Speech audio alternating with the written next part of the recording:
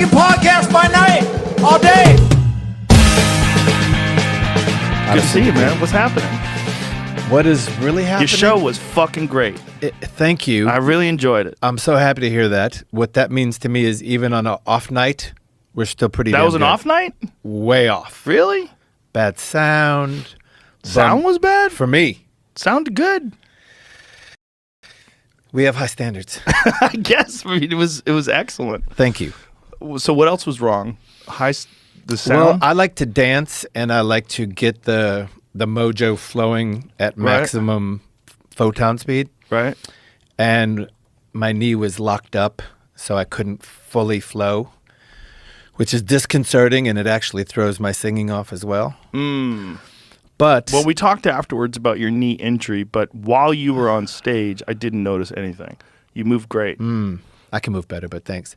The good news for me is I'm surrounded by John, Chad, and Flea, which is just like a huge uplifting energy circle. So they carry me. Yeah. How Yeah. did you injure your knee? Is it just from all the years of dancing on stage? Pounding Yeah. on stage for 100 years, yeah. You know Maynard from Tool? He's got a artificial hip. Stomping. From stomping. From stomping on stage, he blew his fucking hip out. I'm not surprised. What I am surprised is that Mick Jagger hasn't blown both of his hips out. Oh, man. We saw him when he was at CODA, the Circuit of the Americas here in Austin. It was insane. First of all, it was like a psychedelic experience just seeing him. Because you can't believe that's really Mick Jagger up there. Like, that's the fucking Rolling Stones. They were incredible. And he's still dancing around. He's as old as Biden.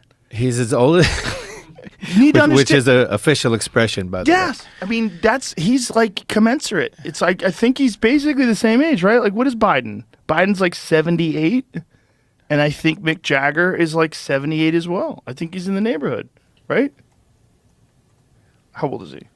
You could ask your phone. I think it's because 79. He's 79. 79. Jeez. He's so light. Yeah. His bone structure, his anatomy is light. Yeah.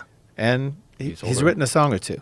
Oh, yeah. He's older by 4 months or so. He's older than Biden. Yeah. That's insane. As you said, he's older than Biden. But meanwhile, he talks Hold on. great. No, he's not. No, he's not. I'm sorry. No? No, I misread that. They're twins. Biden's older by like 8 months. Oh, okay. November Biden's 42 old. versus Those July 8 months are a 43. motherfucker. The 8 We'll months is see. the difference. You and I shall see. Hopefully, we'll see. Yeah. If we're lucky. We need those black... How old are you now? I am looking at 60. Looking at it. I'm looking at it. Yeah. 2 weeks away. Wow. Yeah. How's it feel? You look great. I feel... Thank you. You look great, too. Thank you. Yep. I don't know how old you are, but... 55. Oh, wow. You look real good. Thank you. Yeah. We could grapple later. It feels wonderful. It feels so good. If I can do what I want to do for the next 20, 30 years, I'm just hallelujah. It's just a matter of the joints. The joints holding up. I think they're going to repair. I Yeah? think they're going to repair. I went hard last night, and I feel better today than I did when I saw you a week ago. Oh, well, that's great. Did you get any treatments done on the knee or anything? Osteopathy. Osteopathy. What is that? Osteopathy is a medicine, a hands-on medicine, where you have to study for 12 years before you can touch a patient. And they study anatomy, connectivity, all tissues, all bones. And this girl is French, Lucille, and she gets in there and she starts feeling the hamstrings connected to the knee bones, connected to the calf things, connected to the arch of your foot. And she just starts allowing your body to heal. So she makes some space with her hands and her mind. Her mind. Oh, yeah, you have to be focused. There's a concentration to it. It's not the biggest part, but it's a part. You looking at me? Okay. Yeah. Anyway, I had a frozen shoulder. I went to every doctor in the world, nothing. Oh, really? 3 visits with Lucille. You know what's great for shoulders is hanging from your hands. Yeah. A chin-up bar. Yeah. It's really good for that. Sounds good. If you have frozen shoulders, impingements, and things like that. And there's a theory that, as we are primates, our ancestors swung from trees and hung on trees, and that the joint expresses itself better when it's like constantly put through a range of motion and hanging from things. And people, especially people with sedentary lifestyles that never really put that kind of like where your body weight sort of stretches out your joints can kind of collapse and they get impinged and they get kind of fucked up. I hear that. That makes sense. We are primates, and it's also mental. Your brain depends on walking. So old school us, we would walk all day, every day. Right. However, 20, Sure. 30 miles, and it's good for your brain. It keeps It the is. Alzheimer's away. You Yeah. stop walking, the brain kind of freezes up. Yeah, that's true. Activity is one of the very best ways to fight off all sorts of mental degeneration.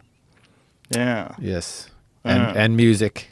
Yeah, well, that's why, you look so great at 60 because you're always bouncing around and moving. And I feel bad for people that aren't, like, active, because you will deteriorate to a point where you're not going to be able to bring it back. If you can maintain, it's so much better to maintain than it is to try to rebuild. Agreed. People need a push. People need an inspiration. They need Yeah. something that they love, and they need maybe somebody to do it with. Right. They need something fun. Yeah. Yeah, that's one of the key. Like, some people love running, some people love skiing. Like, whatever you love, like doing something that you really enjoy doing that keeps you active, I think is a great key to that. I need the push. You've been, when did you start? You've basically been doing music your whole life. I feel like I started late, relatively speaking. Relatively. Yeah. So But you've been performing since you were how old? 83, which would put me at 21. It's pretty young. But my friends had been studying and playing and practicing music since they were 10, the guys that I hooked up with musically. So 21 is kind of like, you already have to have started music. Let's, like with a sport. If you start Right. at 21, it's Yeah. kind of late in the game. That's true. So I just got lucky that I had been studying other things that fed into music. So I had something to say. I had rhythm. I had love for dance, love for sound, love for my friends. But I have been performing since I was 21. It's a long time to be in the public eye, living that life. It is, and it's both wonderful and horrific at the same time. The public eye specifically. Yeah. Yeah. I don't think I would trade it because it comes with joy and perks and it's a unique experience. But I love my anonymity to pieces. Yeah. I love going out in the world and just not Can you still do that? Yes, not often, but when I do, I love it. When you can sneak by? I'm not even sneaking. I mean, you don't have to sneak, but I think it's the anti-sneak approach that makes you invisible. You go about your business and maybe you just blend in. Los Angeles, California is the place where I get noticed and mess with the least. because they're so used to famous people there. Jaded. Yeah. In a bubble, self-obsessed. Right. They could care less.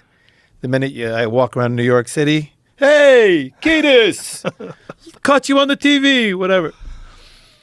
Yeah, completely different sort of scenarios with giant masses of people. The New York mass of people is not connected to show business. No. So you have less of the self-obsession. And they love seeing people that they relate to. Right. And they'll let you know about it. Right. They'll stop the car. Yes. Yeah. But the Los Angeles scene, yeah, that's so true. That's one of the reasons why a lot of people that are famous actually enjoy living in Los Angeles, because people are jaded. Mm-hmm. And you can, it's kind of can hang out. People don't care. They leave you alone. I agree. I miss you as a fellow resident. I understand. But yeah, LA geographically it's gorgeous. It's a harsh toke these days. It's different.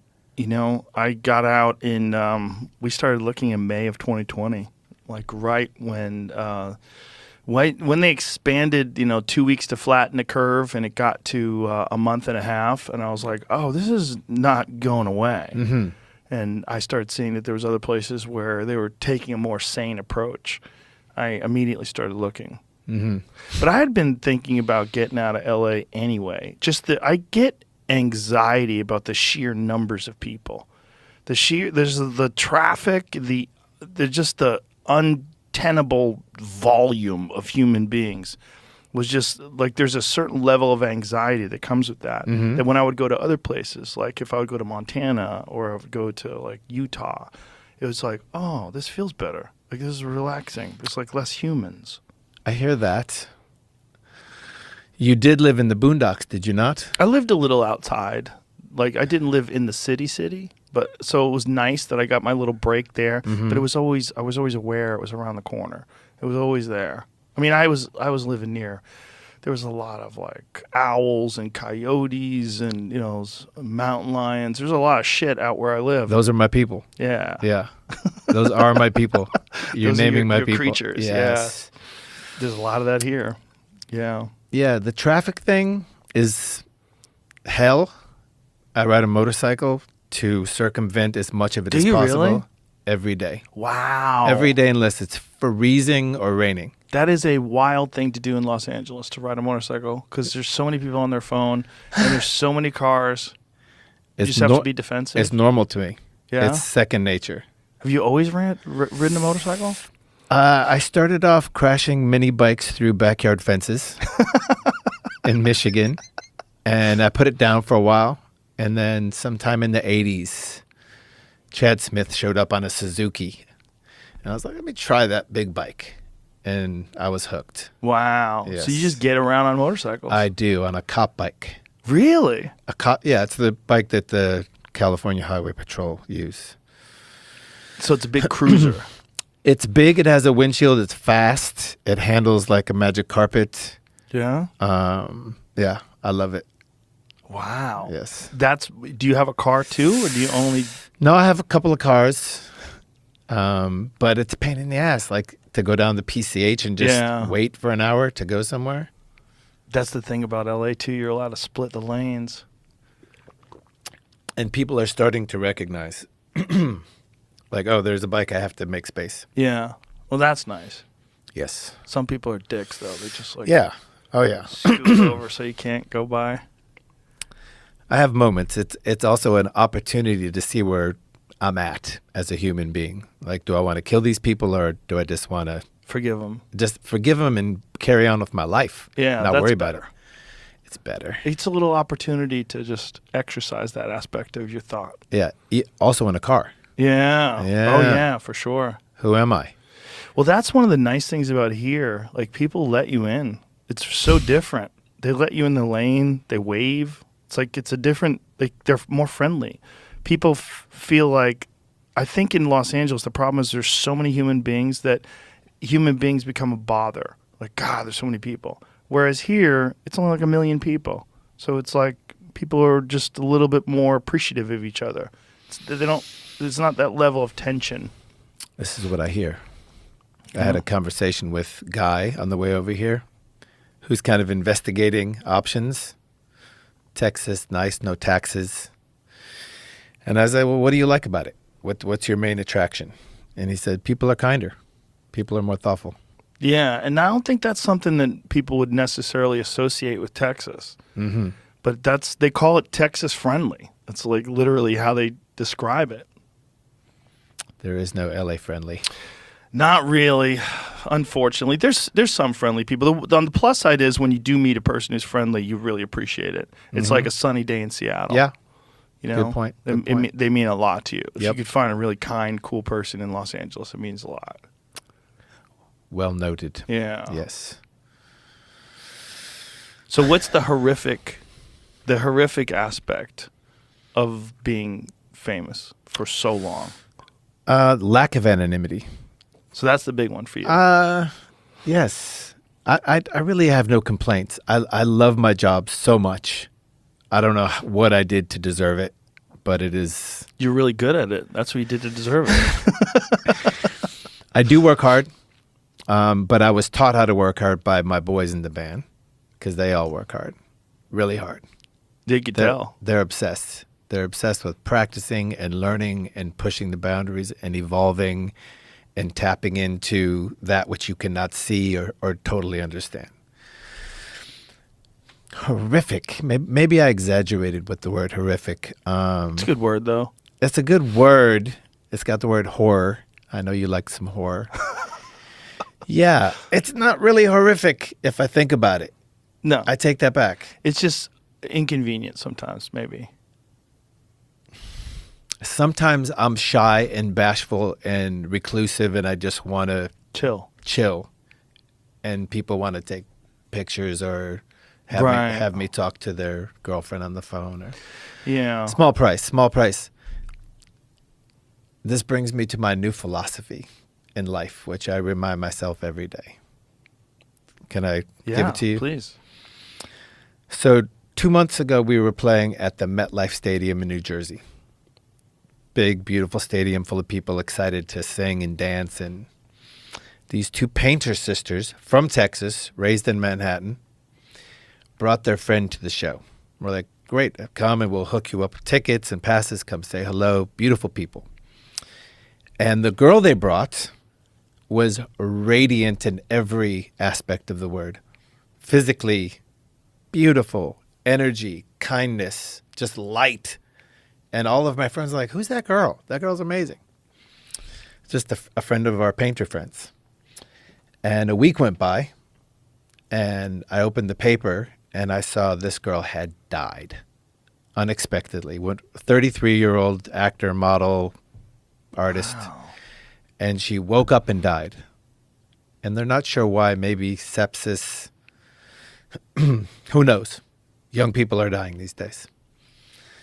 And I thought to myself, I woke up today and I complained about how long my room service took, how muggy it was outside, and the traffic. And I decided this girl was just a giver of a human being, and she got plucked. So I said to myself, don't be a bitch. Nothing to do with gender or animals, just bitchliness, selfishness, self-obsessed, self-centered, whiny. Weakness. Yeah. And what do I have to complain about? Right. Very little. Relatively speaking, it's almost like you can't complain. Can't complain. Yeah. I mean, let's look around the world. Yeah. Syria, Yemen, Ukraine. Right. On and on. Yeah. So every time I go there, which is daily, I wake up and I'm like, oh, where's my thing? And how come these people aren't doing what I want them to do? The voice comes into my head, don't be a bitch. Right. So that's my new live by philosophy. It's a good philosophy. It's hard for people sometimes to have perspective, because your life is your life, and any little irritation, if you just allow momentum to take you in that general direction, which is a lot of what people do, they sort of operate on momentum. They don't think, they just react. And then you lose perspective. Mm-hmm. It's hard sometimes to pull it back. And do you meditate at all? I do meditate at all. Not enough, but I do, and I love it, and it's my go-to. Yeah. And I believe in it. Rick Rubin actually shared the art of meditation with me when I was a kid, younger, early 90s. He brought the TM Institute into his living room and offered the whole band an opportunity to learn. And we were so crass and obnoxious that we laughed through the entire lesson. This, East Indian guy's up there with a chalkboard pointing at sound waves and different transcendental meditation concepts, and we're just laughing obtrusively. Can't stop. But it wasn't because we didn't feel it or understand it or believe in it. It was just the presentation itself. But it stuck, and we got our mantras, and we got our practice, and I did it religiously for a while, and then I put it down. But now whenever I feel like the monkey mind in a car, in a plane, in a train, in my bathtub, in a tiny little kid's chair somewhere on the back porch, I'll take 10 minutes, 15 minutes, and it's profound. Yeah. You? Yeah, I do. I like to do it in different places. I do it a lot of times in the sauna. I like to do deep breathing exercises in the sauna, so I'm kind of uncomfortable at the same time. Mm-hmm. And also, like, I multitask, kill two birds with one stone that way. Yeah. But it allows me to resetting, like, and just having time alone with your thoughts. I have friends in show business that are never alone, and they're the most troubled, I find, because they don't have space to just sit and just sort of put it all into perspective and bring yourself back to baseline and appreciate it. Mm-hmm. And sometimes you just constantly, look what I was talking about, momentum. That's a real problem with people. Is that you're doing things and things are happening and you keep going, and then the stresses of these things compile and pile on, and you never have a chance to step back and go, wow, what a wild ride I'm on. This is incredible. This is amazing. I should be so thankful and so appreciative. Instead, you're just so caught up. My agent said, what? And what am I doing? Why do we have to be there then? And you have to bring it back to baseline, appreciate where you're at, and say, wow, how lucky. How lucky just to be a human in 2022. What a great time. You don't die of cholera. What a great time with all the medicine and fucking technology and all the, obviously there's downsides to all that stuff too, but pretty fucking good time to be alive. What a great roll of the dice to be here and to be an American in this is place where you're free to pursue your goal. You don't have to wear a headscarf. You're not like in a religious autocrat society where you're told what to do, which happens in 2022. So you're in this place, as imperfect as it is, which provides you with an immense amount of freedom. We're fucking so fortunate. So fortunate. We're fortunate at this very moment. Yes. However, Steve Van Zandt is required to wear a headscarf. Oh, he has to. Yeah. That's part of his gig, though. It's New Jersey. Yeah. It's a law. Well, he's, Well, seeing him on The Sopranos with the fucking wig on, it was like, wow. Ooh. It's pretty, he was amazing. Isn't it amazing when someone's a really great musician but also can act their ass off? He did great. I think it was very custom for his sensibility. And he's a good musician. I respect him as a musician, no doubt. Not that he cares. But he's an even better musical historian. Is he? His radio show, Underground Garage. Oh, that's right. Oh, Yeah. my God. I've heard it's amazing. Breaks it down. The players, the people, the producers, the eras, the cities, the what led to what led to what. He's good. I really appreciate musicians that have a deep appreciation for the history of music and other, like, who's great about that? Henry Rollins. That motherfucker loves music so much. He has this incredible stereo system in his house, this amazing collection of records, and he has a radio show as well. I'm not sure if he's still doing it, but when I had him on the podcast to talk to him about his love of music and love of collecting records and everything, just the fucking excitement in his voice and the passion in his eyes, the way he describes these things, it's so infectious. It's infectious. It's also a beautiful subject, a historical subject to spend your life studying. Wow.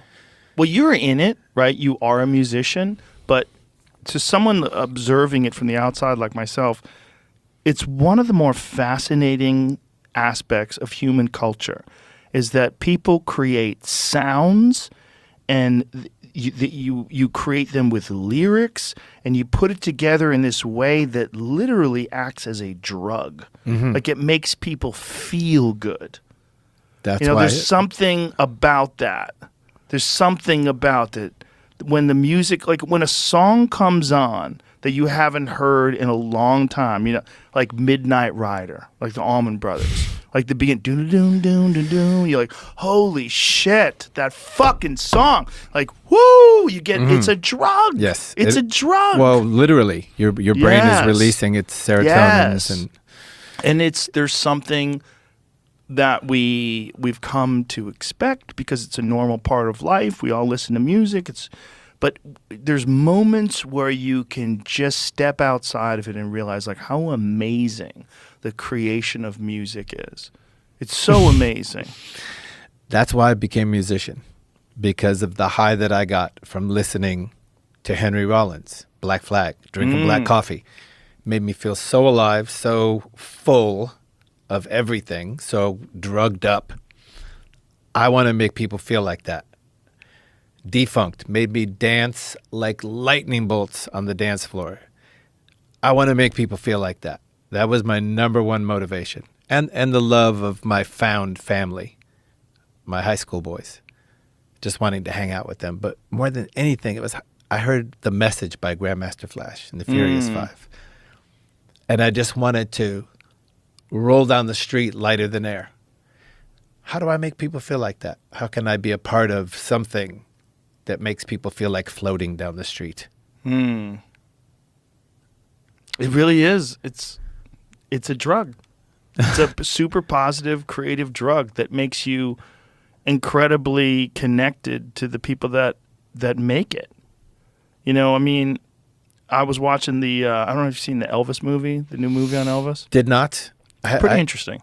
I have my own movie of Elvis in my head that I didn't want to change. Right. But go ahead. I don't think it'll change it. All right. I mean, it's dramatization. It's obviously Tom Hanks is the Colonel. You're seeing Tom Hanks. That's decent casting. Oh, it's great. Yeah. Oh, he's great in it. It's really good. It's really good. I mean, it leaves out a lot. Kind of glosses over a lot of shit. But you realize that the reaction that these people are having to his music, it's like, and everybody's like, what the fuck is going on? It's like they're all on drugs. Like all these women are on drugs. They're screaming, they're throwing panties at him. And back then, there wasn't really someone like him before him. You know, so he comes around and they all freak out because it's a new drug. And it's this new feeling that you get from this creation, this, combination of artists and music and sounds delivered by this one guy. And he's saying, you ain't nothing but a hound dog. And they're all going, crap. That's what I have been. Wild. That was great. It took me so long to realize how good he was. Part of my fuel as a teenager and young 20s was just hate of other people's art. Like, we'll show you. We'll make something different and better. And which is positive. It has to happen. You have to rebel against that which has come before you at a certain point. Yeah. But as I got older, I realized this man is the real deal. As was Little Richard, as were the Everly Brothers, as were all the boys that led up to Elvis. Sure. Flea and I went to Graceland in the early 80s. We were on tour. We were in a van. We hadn't slept on a bed for months. All we had was the leather jackets on our back and nothing else. But we were like in Memphis playing a show, probably in a barn or something. And we're like, didn't Elvis have a house here? Can't we go walk through his house? So we went to Graceland when it was not commercialized. It was a very small little tour. You could walk right through the house, into his cars, the garage. There were no restrictions. And I went in there and I was so obnoxious and so horrible because all these people were just in awe of every little element of Elvis's life. It's like, isn't this where he took a shit on the toilet and OD'd on pills? And because I was just a little idiotic punk rocker who had no broader sense of greatness and how people might be relating to this guy. Yeah. It's just a stupid little memory I feel embarrassed about, but that's who I was at the time. Well, that's so normal for young artists to hate on art that they think is uncool or commercial or derivative. Like that was the knock on Elvis. He was derivative of black culture.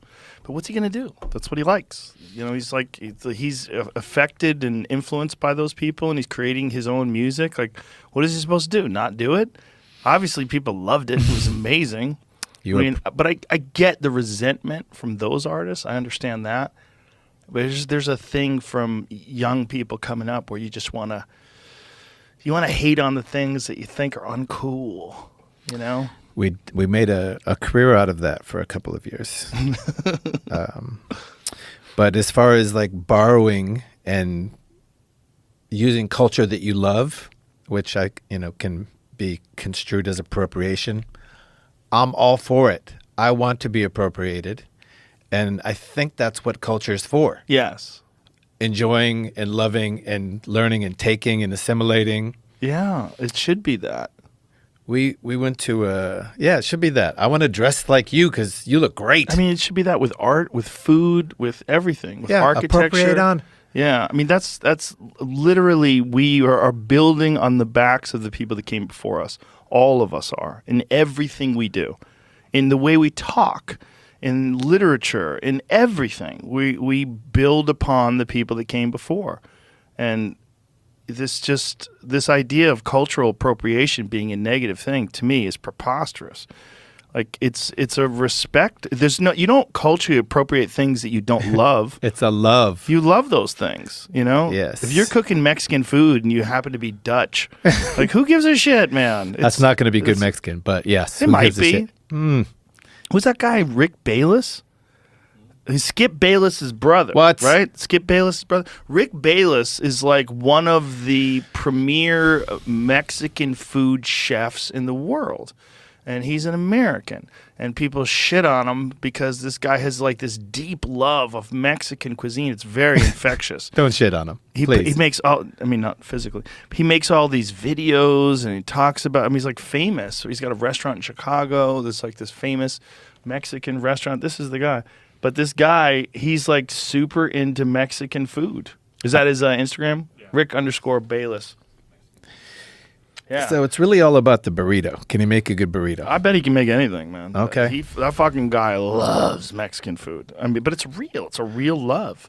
Like, what do you want him to do? Not do it? I want him to do it. Yeah, but imagine people that are mad at him. Like, don't do what you love because Do you what you weren't love. born on the Nope. same patch of dirt Nope. as the people. Come on, it's crazy. No, I love appropriating. Yeah. I've been doing it my whole life, and I love it. I'll never stop. We went to a Native American reservation last Wednesday, to play a show. And about 9 months ago, we were putting out all this music, and Flea had been to a powwow. And he's like, the dancing blew me away. They're so dedicated. They're so beautiful, so artful. It's like, we got to get to a reservation and play music. I was like, great idea. Let's do it. So it finally came to pass last Wednesday. And somehow we chose the Hoopa tribe in Northern California, in Hoopa Valley, California.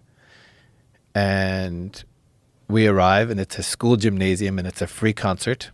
And all of our equipment is there. And it's just cool people. They're very poor and very isolated, and we just wanted to go rock out for them. But the first thing they did was give us all this cool stuff that they made, which is Native American gear, and they wanted us to wear it. They're not worried about appropriation. We could sing songs all day long about our take, like my band, on their experience. They love it. If we get it right, if we get it wrong, they just love that we care. And it was the best show of the year for us because nobody paid. It was kids in a school gymnasium in the middle of nowhere. Surreal. They didn't believe we were coming. They're like, we don't believe it. Why? Why us? We're like, we chose you. Let's just have fun. That's amazing. But they definitely defied the concept of appropriation, like right off the bat. Here's our stuff. Please wear it. Well, I think that's great. Like, they love the fact that you appreciated their culture. We love the culture. We love it. And, people are people. I don't care what class you come from, what race you come from, what gender you come from. People are people. You're going to be assholes and you're going to be amazing people. Just people are people. Yeah. Yeah. Yeah, and the variables, the differences. That's one of the cooler things. Of course. Yeah, I mean, I don't want everybody to assimilate and become one thing. But I do love the fact there are so many there's so much variety of types of cultures. There's so much. Thank God. Thank God. It's one of the cooler things about humans. There's so much there's so many different ways to live life. It's one of the cooler things about the USA. Yeah. That was our secret weapon to being Yeah. a culturally interesting place. Yeah. That invented things like jazz and the blues and rock and roll. Stand-up comedy. Stand-up comedy. Yeah. It's an American art form. Yes, because we have the great confluence of everybody. Mm-hmm. Everybody together. Everybody. Yeah. I love all these other countries we visited on tour, but it's one flavor. It's primarily one flavor. And then you get here, and it's the appropriated, assimilated melting pot. Yeah, it really is. It's a wild place to be. We're very fortunate in that regard. Maybe even Texas barbecue. Texas barbecue comes from Germany. What? Yeah, it's Germans. Okay. The Germans that moved to this part of Texas, they smoked their meats, and they changed it a little bit and adapted it, and it ultimately became Texas barbecue. But like Texas barbecue, like brisket, like brisket is a cheap cut of meat. Brisket was for poor people. And so, everybody, the expensive cuts of meats like T-bones and ribeyes, right? Well, brisket, they had to figure out how to cook it and make it edible. And because it's a tough, brisket is like the below the rib cage, like chest area. It's like a tough, like kind of, like gristly, not that much fat in it. And so they figured out cooking it slowly over low heat and doing it with smoke. And that's how they created Texas brisket, which is now like the preferred meat. You go to a barbecue, everybody wants the brisket. I got introduced to brisket through the Jewish community. Yes, they love it too. I always thought it was Jewish. I didn't even realize it was a German. Texas barbecue. Yeah. thing. Well, I mean, that's different chains of it, right? That's what's interesting. Like corned beef and, like pastrami. Very Jewish, right? Yes. And that's their way of cooking that food. And if you go to Montreal, they call it smoked meat, and you get like smoked meat sandwiches, and it's basically like pastrami and corned beef, and they have their version of it up there. It's delicious. Have you considered starting a wild animal barbecue establishment? It's so funny that you say that because I actually have. I actually talked to my friend Philip Franklin Lee, who's he's a Michelin star chef who he started this place, Sushi Bar ATX, and now he runs Sushi by Scratch, which is literally the most amazing sushi I've ever had in my life. And he's got a new burger place out here that he just opened. What's it called? Not a Chance Burgers? Is that what it's called? Not a Damn Chance. Not a Damn Chance Burgers. Fantastic chef. And he and I actually talked about that. Because one of the things about Texas as opposed to most other states is that you can actually sell wild game here because wild game that's not indigenous to Texas, they have a lot of introduced species. Like there's an insane amount of animals that they've introduced into private ranches in Texas that have come from Africa and India, and like animals that are like endangered in other countries are prevalent here. Like oryx, like a scimitar oryx. It's very endangered. I think, where are they from? From India or Africa? They're very endangered wherever they're from. Here, they're common. Sounds like a deer. It's like an antelope. Yeah. It's like they're wild looking creatures. So pull up a scimitar, or it's like almost like looks like it's kind of in the goat family or something. They're crazy looking things. Scimitar oryx. Africa? North. Well, North Africa. Look at that thing. That is a wild looking animal, right? Well, in Texas, they're common. A lot of people have them, but wherever what part of North Africa they're from. There's more tigers in captivity in Texas in private collections. How many? Than there are in all of the wild of the world. What's that number? Thousands. Yeah. I think it's somewhere between 3,000 and 5,000. There you go. I got one on my arm too, bro. Yes. Year of the Tiger. I have a tiger with Miyamoto Musashi from the Book of Five Rings. Okay. Do you know what that is? I don't. He's Sounds a Japanese. samurai from Yeah. the 1400s who defeated 62 men in one-on-one combat. And he wrote a book on strategy that I read when I was a teenager, when I was doing martial arts competitions. Cool. It's called The Book of Five Rings. And it sort of shaped my philosophy in many ways on life because as a samurai, he believed that to be the best sword fighter, you had to be balanced. You had to do calligraphy and poetry and art, and you couldn't have any like holes in your game, your mental game, your spiritual game, and I like that. And he had a statement that a thing that he wrote that carried me throughout my whole life. It's once you understand the way broadly, you can see it in all things. And the idea is the way of sword fighting was much like the way of carpentry, was much like the way of art.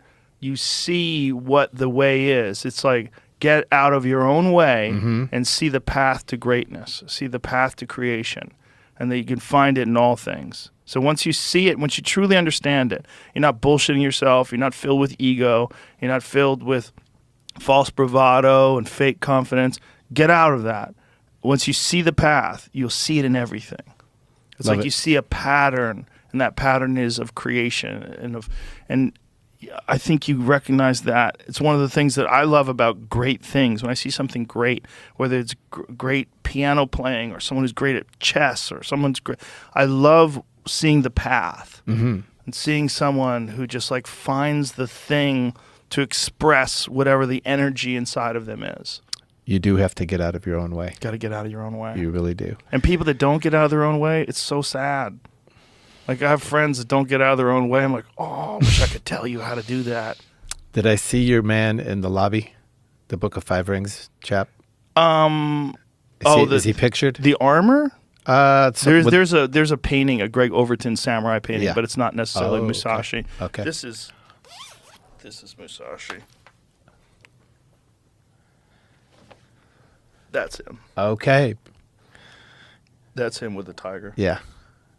Did he study animals? No, To it's figure just, out their- my buddy Aaron Delavadova, who's the tattoo artist that did that. He came up with this design. Just like, It's nice to have a tiger. yeah, tigers are always cool. But anyway, Texas. So circling back. You can get wild game Yeah. here, and you can sell it. So there's a lot of restaurants here. There's a great place called the Lonesome Dove here in Austin, and Lonesome Dove actually serves wild game, Texas wild game. They serve they have like rattlesnake sausage, and I would eat that. nilgai, which is an Indian animal. It's really cool looking. Have you ever seen a nilgai? Mm-mm. Show that. I'm actually going hunting for one of these things, and with the television show Meat Eater in December. But a nilgai is this enormous, like 700-pound, crazy antelope-looking thing. Look at that. That's a nilgai. Looks meaty, Isn't that wild looking? buff, powerful. You were a vegetarian for a while, right? So on the subject of food, Yeah. I love food. I Me love too. eating food. Who doesn't? I love it. I eat it all day. And I really respect everybody's choice to find their path for eating. I don't impose my concepts of eating on other people. I want everyone to find what works for them because we're all different. Right. We all have different metabolisms, different genetics. Absolutely. And it has been a fantastic journey of trying everything under the sun. For the longest time, I just ate whatever you had. I was so poor and so hungry. Whatever you're cooking, that's what I ate. That's my diet. And then when it got to the point where I started learning about food, I met a girl and her family was vegetarian. And she was so full of love, Ione Sky, love and light and just a good person, and her whole vibe in the family house. I was like, I'll try that. So I did the vegetarian for a few years, got poor again and started eating whatever was available to sustain. And then I tried everything. Pescatarian, vegan, and my body just never totally vibed with any of those things perfectly. Then I met this girl, Terry Cochran, who's a scientist and a nutritionist. And she studies your genes, 23andMe, takes days to study your genes, and plans out your food based on your genetics. And for me, it was wild frickin' animals. That's what I was resonating with. She's like, I want you to eat alligator, elk, moose, kangaroo. I was like, really? She's like, yes, all the injuries you're having are going to sort out for you. I was like, I'll try it. And the pandemic hit. I went to Kauai. I hired a chef who could source all of those things. Half of these pictures you're showing, antelope. And I had no choice but to eat it because that's all that was in my fridge. the dude would cook and leave me food. I felt the best I've ever felt in my life. The strongest, the fastest, the sharpest, mental clarity. So that's my diet now. Well, it's the most nutrient-dense food on Earth. If you get wild game, it has the most protein, the most vitamins. When we're talking about like a piece of elk meat, if you look at it, it's a deep red color. Very red. And it's just rich with protein and amino acids. It's fantastic for you. You know, and I know a lot of people ethically, they don't like the idea of eating animals. I understand it. I get where you're coming from. Yeah, I understand that too. I love animals. Yeah, I do too. That's who I relate to. The thing about animals is they don't live forever. And the way they die in the wild is horrific. In comparison to the way I get them, the way they die without me is way worse. And they're not going to live forever. Nope. They have, if they're lucky, they get to 10, 11, 12. Crazy if they get to 12. Mm-hmm. And most of the time they're getting torn apart by animals or they freeze to death. And the farm world is no bueno. No bueno. No, it's not good for us, not good for them. No. Except regenerative agriculture. When people are doing it correctly and they're allowing these animals to roam free on grass-fed farms. And, you know, there's ways that people do it. Like there's a guy named Joel Salatin who's got this place called Polyface Farms, and he is an expert and a proponent of regenerative agriculture, where the manure from the cows is the fertilizer for the plants, and the pigs, they roam free and they chew up the ground to get roots, and then the chickens come along, and it's like all these animals, they have this symbiotic relationship with the earth, and that it's actually carbon neutral when it's done correctly. Well done. The real question is, though, and this is what I've asked a lot of people this, and I can't really get a square answer. It's like, is that sustainable for enormous populations? It doesn't seem like it is. I think nature has a way of creating sustainability, and if you study nature, which that sounds closer to, it might be more sustainable than we think. Population is a beast. Population's a beast. That's the issue. Is what's unnatural is a city. When you can jam 20 million people into an area that's not growing anything other than weed, it's kind of weird. It's kind of weird. I mean, you're stuffing all these people into this area that has like Los Angeles, for example, very little water.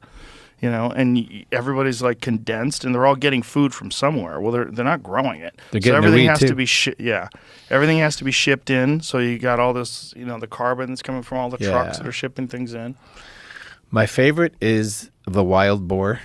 I love it to pieces, and really, it comes down to what are these animals eating, because that's what makes their composition. Yeah. So you look at a wild boar, like you said, they're eating roots and leaves and grubs and all this good stuff off the forest floor, and that's turning their meat into something beautiful. Yeah. And I honor their life, and I respect the fact that I'm taking a life, but they don't live forever, and you're taking the body, you're not taking the spirit. The thing about wild boar here in Texas and in California as well, they have to shoot them because they're an invasive species. They brought them in, you know, when the Europeans came, like in the whatever year they brought them over to this country, and now they're everywhere. There's millions of them in Texas, and they literally have to hunt them. They have to, because there's no natural predators, or certainly not enough. I mean, their only natural predators really are mountain lions, and there's no way mountain lions can keep up with the way they breed.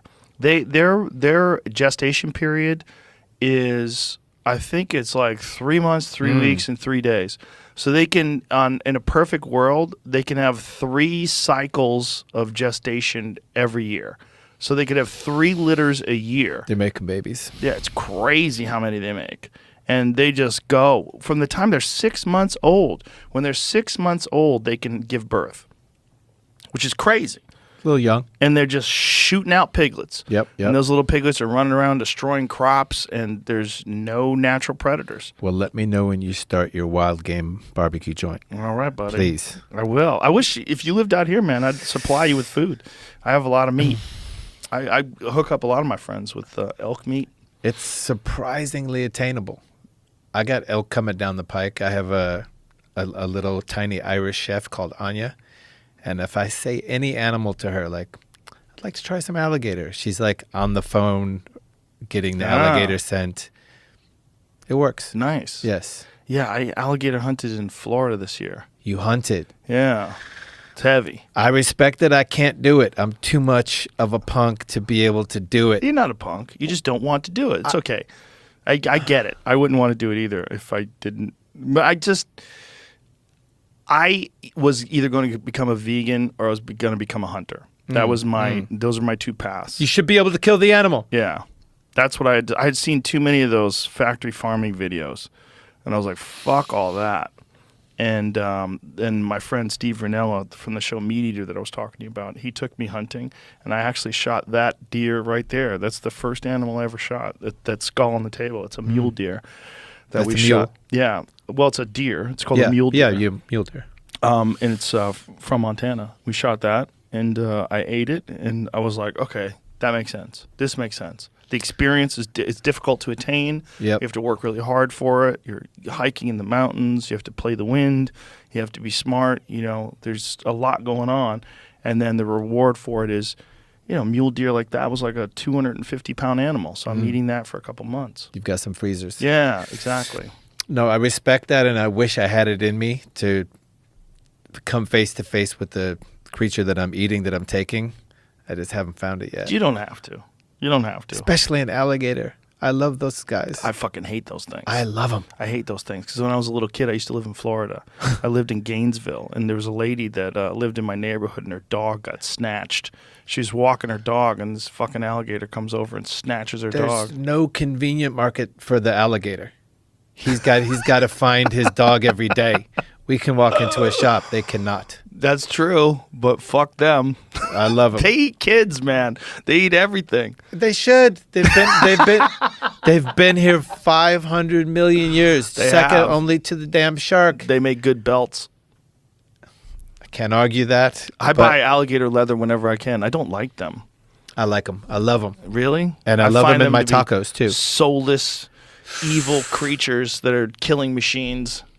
This guy raised a baby alligator on his couch watching, NFL games or Yeah, it's going to something. bite his dick when he's not looking.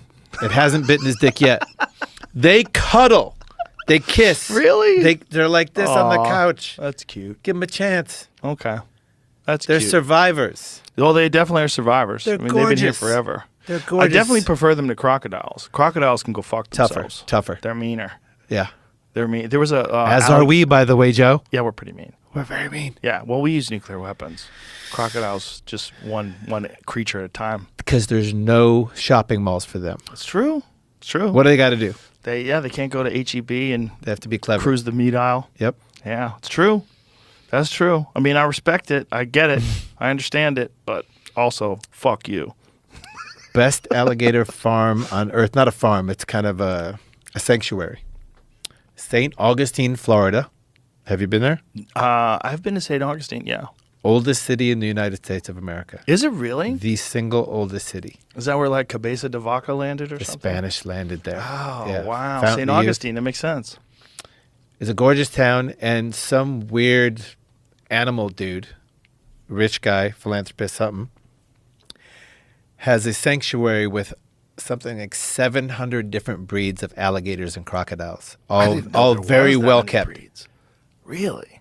It's endless, from the Wow. biggest to the tiniest to the albinos to the blue. Wow. Pretty fascinating. blue. Blue hue. Oh, wow. The albino was the wildest looking They're one. pretty freaky. Freaky and also a little extra aggressive Really? by nature. Wow. The albino ones are. Yes. I saw an albino elk a couple of years ago.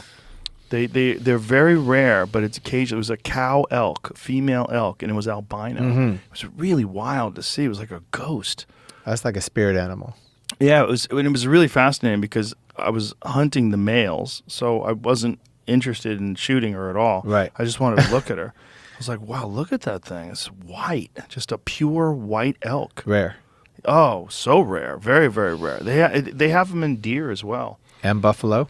Oh, they get white buffalo? White buffalo, very sacred to the natives Didn't of Ted Dakotas. Nugent have a song about that?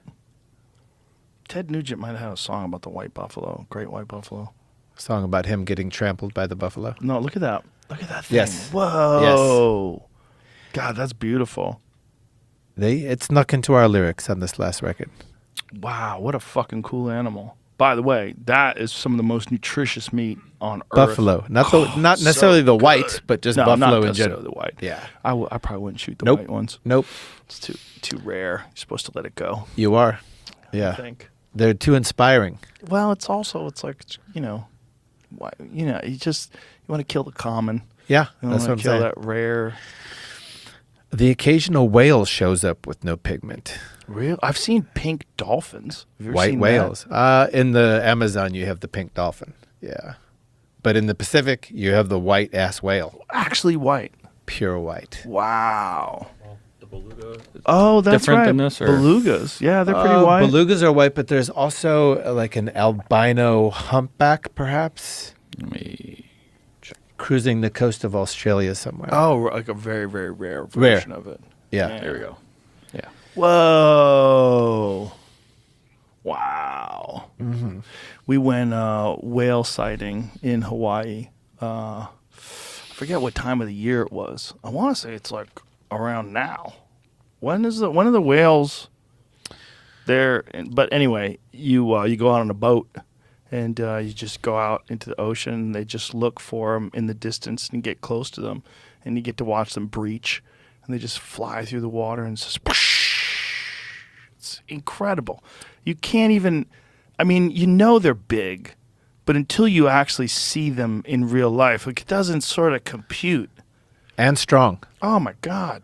And majestic, like intelligent, bizarre Beyond. mammals Yes. that live in the ocean. That for some reason don't have hands and can't build stuff. Yeah. Yeah. Yeah. Which is maybe a blessing for them. And they talk.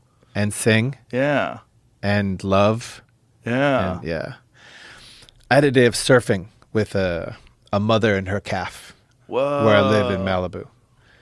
And it was a great wave day. Just epically beautiful, clear, perfectly shaped waves. But then we had a humpback and her kid on the sandbar because they like to rub their bellies on the sandbar. And she was kind of sitting right on the takeoff spot for surfing. Whoa. I was like, I don't really want to disturb mother and child, but I do have to get that wave. So I got as close as I could to the takeoff spot, and they didn't care. They were like, go for it. You know, we're here, you're here. Spent hours surfing with a whale in my company. Wow. My friend Peter Attia, he's a doctor. He told me that orcas, the sounds that they make and the sounds, their ability to detect sounds, like the frequency that they can project is similar to ultrasound. Mm-hmm. Like, you know how they use ultrasound Yeah. to detect an injury, and they Can see through they can you. see through you. Literally can see through you through the ocean.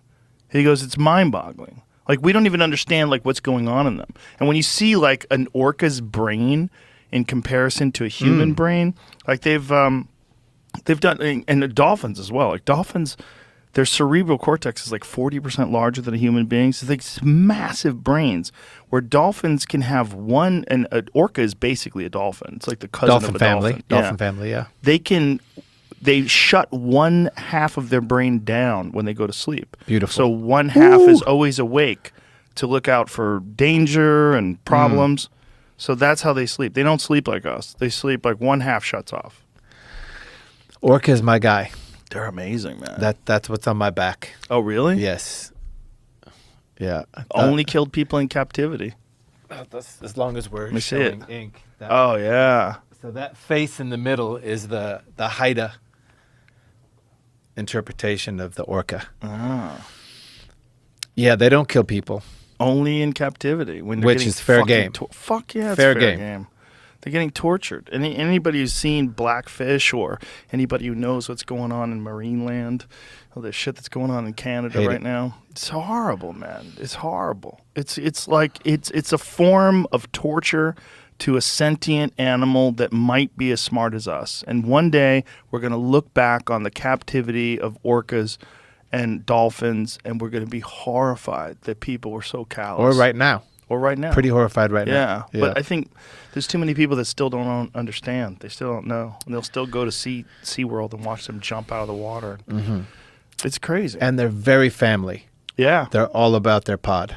Right, which is why it's so sick that they take them from their pod and put them in a Yeah. fucking swimming pool. Yeah, we can do better than that. Yeah. Well, we should observe them only in the wild. That's what we should do. I mean, they shouldn't allow those places. They shouldn't exist. If you want to have a marine land or a SeaWorld, it should literally be like a place where you can go and they have a giant screen and you watch documentaries of these creatures so you could appreciate them. And maybe you could donate to some sort of a conservation group and they put some of that money to it. But to have them in captivity, fuck that.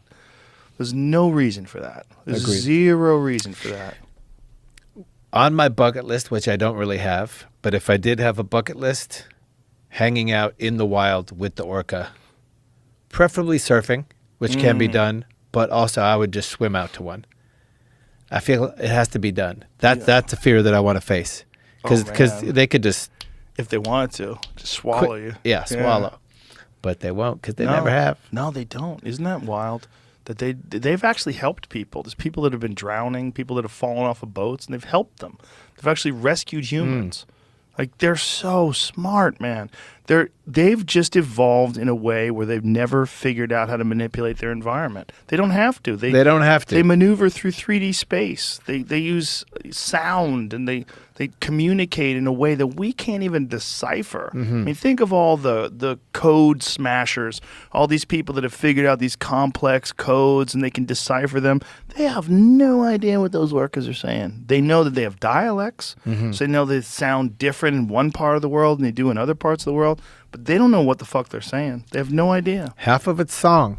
Yeah. They just like singing I bet. Right? and dancing. Have you ever heard of John Lilly?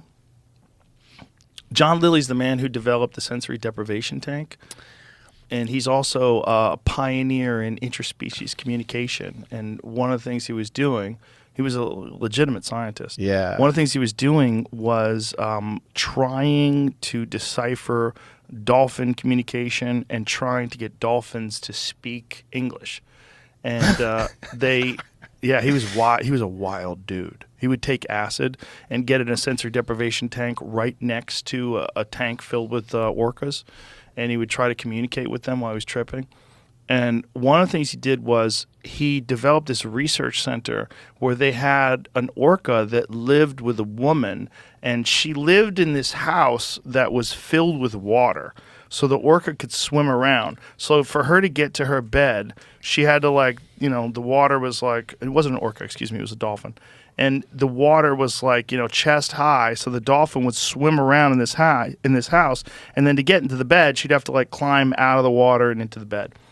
And the dolphin was a male dolphin, and it would get distracted because it was so hypersexual. So she would jerk off the dolphin. And when they found out about it, they killed the research. They should have upped the money. Yeah.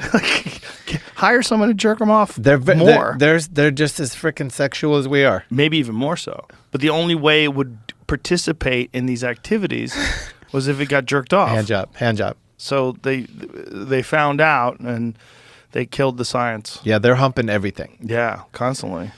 So without knowing any of that story prior to right now, great story.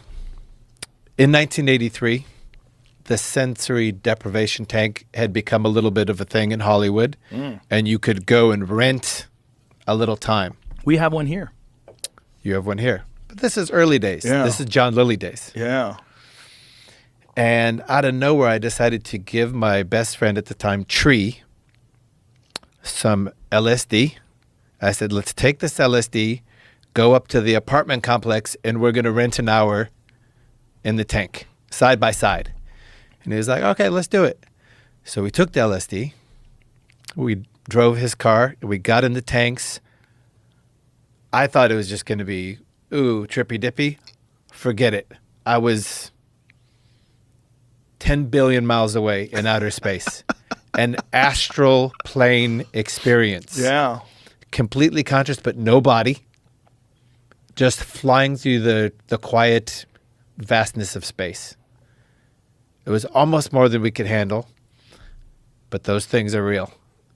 the elements combined. I don't do LSD anymore, but as a young man, it made sense to me. The combination of the two things is what's really phenomenal, because what Lilly, he invented the sensory deprivation tank because he was trying to figure out a way to separate the mind from any of the physical input of the body. It works. It does work. Probably yeah. without LSD. Oh, it definitely does Yeah. without LSD. Yeah, it's one of the best ways to achieve a psychedelic state without any drugs. And also you can end it at any time. Just open the door. And it's over. It's not like you have to come down from it. It just goes away. I had to come down on that day. Oh, yeah? Yeah. I bet. I had to get home. I bet you did. How'd you get home? It was tough. It was tough. The roads were disappearing under the car. You have a tank here in the office, or? It's in the gym. Okay. Yeah, it's right next door. I'll show it to you. Okay. It's awesome. It's from Los Angeles. There's a place called the Float Lab. Yeah. It's in Venice. It's the premier Okay. float destination on Earth. My friend Crash runs it. It's incredible. And Crash is a mad scientist, and he's developed a sensory deprivation tank that's like super advanced with like ozone filtration, and the water filtration is like he gets these systems that are from like commercial water filtration for like people's drinking water Yeah. and shit, and he has this whole process of, and then it's a giant tank too. It's like a meat freezer. Size of this room? No, it's like from this Okay. back to there, but it's like nice and wide where you could reach out, you touch this side and touch that side, so you sort of center yourself How in the about just water. floating on water? Yeah, Pretty good. it's amazing. And there's 1,000 pounds of Epsom salts in there, so you're very buoyant. You just like Body relax. temp? Body temp. You don't 94 feel it. degrees, you don't feel it. It's incredible. Dark? Yeah, pitch black. Yep. Yeah, and you just blend it in nothingness. And when the mind is detached from the physical sensations of the body, your brain becomes supercharged. And the way I always describe it is like, if we were having this conversation, there was someone next to us with a jackhammer, it'd be super distracting. It'd be like, let's get over there so we can talk. We can't hear. But everything is input. The sensory input of your butt touching this chair, right? Your hands touching this desk, the earphones on, the microphone in front of your face, the physical space, the you and I exchanging social cues and communicating with sound, like all that stuff is input. Well, in the sensory deprivation tank, there's none, zero. And then with the water being the same temperature as your skin, it feels like you're flying. That was my experience. It's amazing. On acid, it must be insane. I've never done it on acid. I think it just, exacerbated the whole aspect of what you're talking about, where there's no body. Yeah. Your brain is free to go wherever it likes. I loved it. To me, it was pretty monumental. I don't think I would repeat it under those circumstances, but I'm well, happy if you I did, you'd want more time. 1 hour is like, beep, time's up, Anthony. Time Like, was "Oh, up. Time was up. What do you mean Yeah. time's up? I'm on Jupiter. But now for me, I get an even better feeling in the ocean. The ocean is so full of life and peace and nature and excitement. That's my tank these days. Yeah, you were telling me about your love of surfing the other day. You love it, huh? I do, because it gives me that feeling, that freedom, and there's an energy. I'm late to the game, late to the party, late as you can be. Started in my 40s, tried a handful of times before that, made no sense. And then when I finally found it through Takuji Masuda, my teacher, my Japanese teacher, that's what I want to do till the day I die. Wow. Just go sit out there waiting for a wave. If you think about the storms 3,000 miles away raging in the ocean, sending that wave of energy through the water, when it finally releases, when it hits the shallows, it's a rush, it's a drug, it's a high, it's a natural high where you're next to whales and dolphins and pelicans and eels and anemones, and just looking back at the coast with a different point of view, no phone, no technology whatsoever, just water and a board. And that water's charged, too. It's like there's life in that water. That water's not just water. That water's like a giant living superorganism. Superorganism. Sustains life. Ions and Yeah, minerals. there's energy to it. Yeah, a lot of my jiu-jitsu friends love surfing because a lot of Brazilians surf. I've seen them out there. Yeah, and like a lot of them come from Rio, and a lot of surfers in Rio, Yeah. and they come over to America, so they surf in America. All over the world, you see Yeah. them in the water. Yeah, they love it, and it's a great exercise for jiu-jitsu too because it's so balance-based. There's so much going on. It's also a flow exercise. Where jiu-jitsu is very much about like flowing. Right. Scrambling. Yeah, there's a lot. You got to scramble with the wave. Yeah. You don't know what it's going to give you. Right. One wave jacks up more than another. Yeah. Have you ever done one of those wave pools? Those crazy places that they develop. There's one out here in Waco. Yeah. That, like develops waves, and apparently it's a great way to learn. It's because a you good get way to to ride. practice. You get to ride a lot of different waves. It's not an organism. Right. Right. But And it's a way to get used to surfing itself. If you want to train and really work on your technique and get better rather than have this experience with nature, it's definitely the place to go. And also if you live in Texas. Right. So people that are competitive and in the leagues and want to go to the Olympics, it's the greatest invention ever because you can just work on turns, specific turns. I don't care about any of that. I just want to go paddle out into the unknown. I get it. Yeah. Yeah. But I see the value. And Yeah. they're popping up everywhere. Yeah, they're everywhere, right? There was one that just got shot down in Palm Springs. Shot down. Yeah, unfortunately.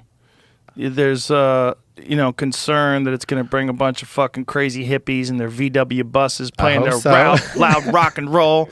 I don't know why they shot it down. I mean, I think they might have shot it down also because of concern that it uses a lot of water. Water. Yeah.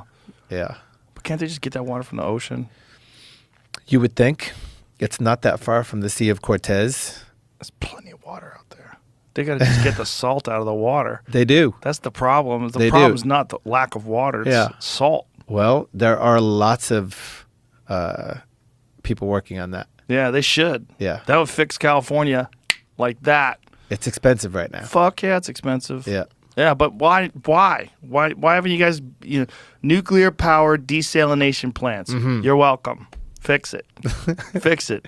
California should look like a fucking jungle. It should be beautiful and green and lush. All that fucking sun, all that sun, if you're constantly spraying water all over everything, it would be amazing. We have some lush. We have some lush. Hoopa Valley, lush. Okay, Northern Yeah. California. Yeah. I went to Northern California a few years back with my family. We went to the rainforest to see The redwoods. all the redwoods. Oh, That's crazy. that's lush. Well, that's the thing about California, right? There's so many different ecosystems that are all combined. You have your desert, you have like the rainy as fuck in Northern California. There's so much, mountains are right there. The ocean's Mountains, right there. sea, the whole deal. It's amazing. It is. Yeah, it's an amazing state. I can't pull myself away. I get it. If Maybe- I was going to live somewhere, I'd live where you live, though. I have Malibu's I have a spot. spare lot. I do. I was saving it for my son, but Is it right next door to you? it is. I'll be your neighbor. Yeah. I would live in Malibu. If I was going to live anywhere in California, I think Malibu's got a great vibe. There's also a thing about being next to the ocean that's very humbling. I think it's very good for people to be just confronted by inescapable beauty and power of nature. And that's what oceans do. I need that. I need to be humbled daily. It's good for everybody. The mountains do the same thing. They do. Yeah. 100%. Yeah. You know what the root of that word is? Which word? Humble? Humble. No. To be close to the ground. To be low to the ground. Oh, really? Yeah. That makes sense. Yeah. Feels right. Yeah. Yeah, humble, like, people look at that as like a negative. Like, that's so Oof. good. It's so positive. You should be humble, man. You're in space. I go to the Big Island. I try to go, like, once every few years. But whenever I do go, we go to the Keck Observatory. I don't know if you've ever been up there. Mauna Kea or whatever it is? I think that's it. Yeah, yeah. The big mountain. Mauna Loa, maybe? Mauna Kea? Whatever the mountain is that's up there, there's an observatory that you get to. It's like many thousand feet above sea level. And if you can time it right, if you could visit during no moon, when the moon's not out, it's fucking spectacular. You're in space. You literally like on a spaceship with a glass dome over you. That's what it looks like. Like you have an unhindered view of the cosmos that I've never experienced before. I mean, I've been in the country when it's a beautiful dark night and you get to see all the stars and it looks amazing. But up there, you're through the clouds. Yeah. I think you're like 13. Is it 13? I think it's 13,000 feet above I sea could be level? wrong. I think it's 13. Super high up there. That's what it looks like. But that's literally what it looks like, man. That's not an exaggeration. That's not a fake image. It's so incredible that I remember going there once, changed the way I feel about our relationship to space. Like forever. I also got so upset thinking, like, how fucked is it that that's not available to us just because we're so weird with light? We want everything lit up at night. You know, we want the cities lit up and they want everything to be lit up. And when you get that light pollution, you miss the majesty of the cosmos, which is what I think humbled our ancestors. I think all of our ancestors were completely connected to the cosmos. If you look at like the Mayans, they designed all of their structures in their cities to represent the cosmos, to represent constellations, and so did the Egyptians. They were connected to the yes, cosmos. it was inescapable. They also didn't have television, radio, film, Right. computers. So you had to deal with the elements. Yeah. Which is what made a lot of those people so smart. Because from sun up to sundown, you're working on your Yep. connection. Yep. Da Vinci. Yeah. No distractions. None. Just art. Just art and Yeah. invention and philosophy and all day, every day. Yeah.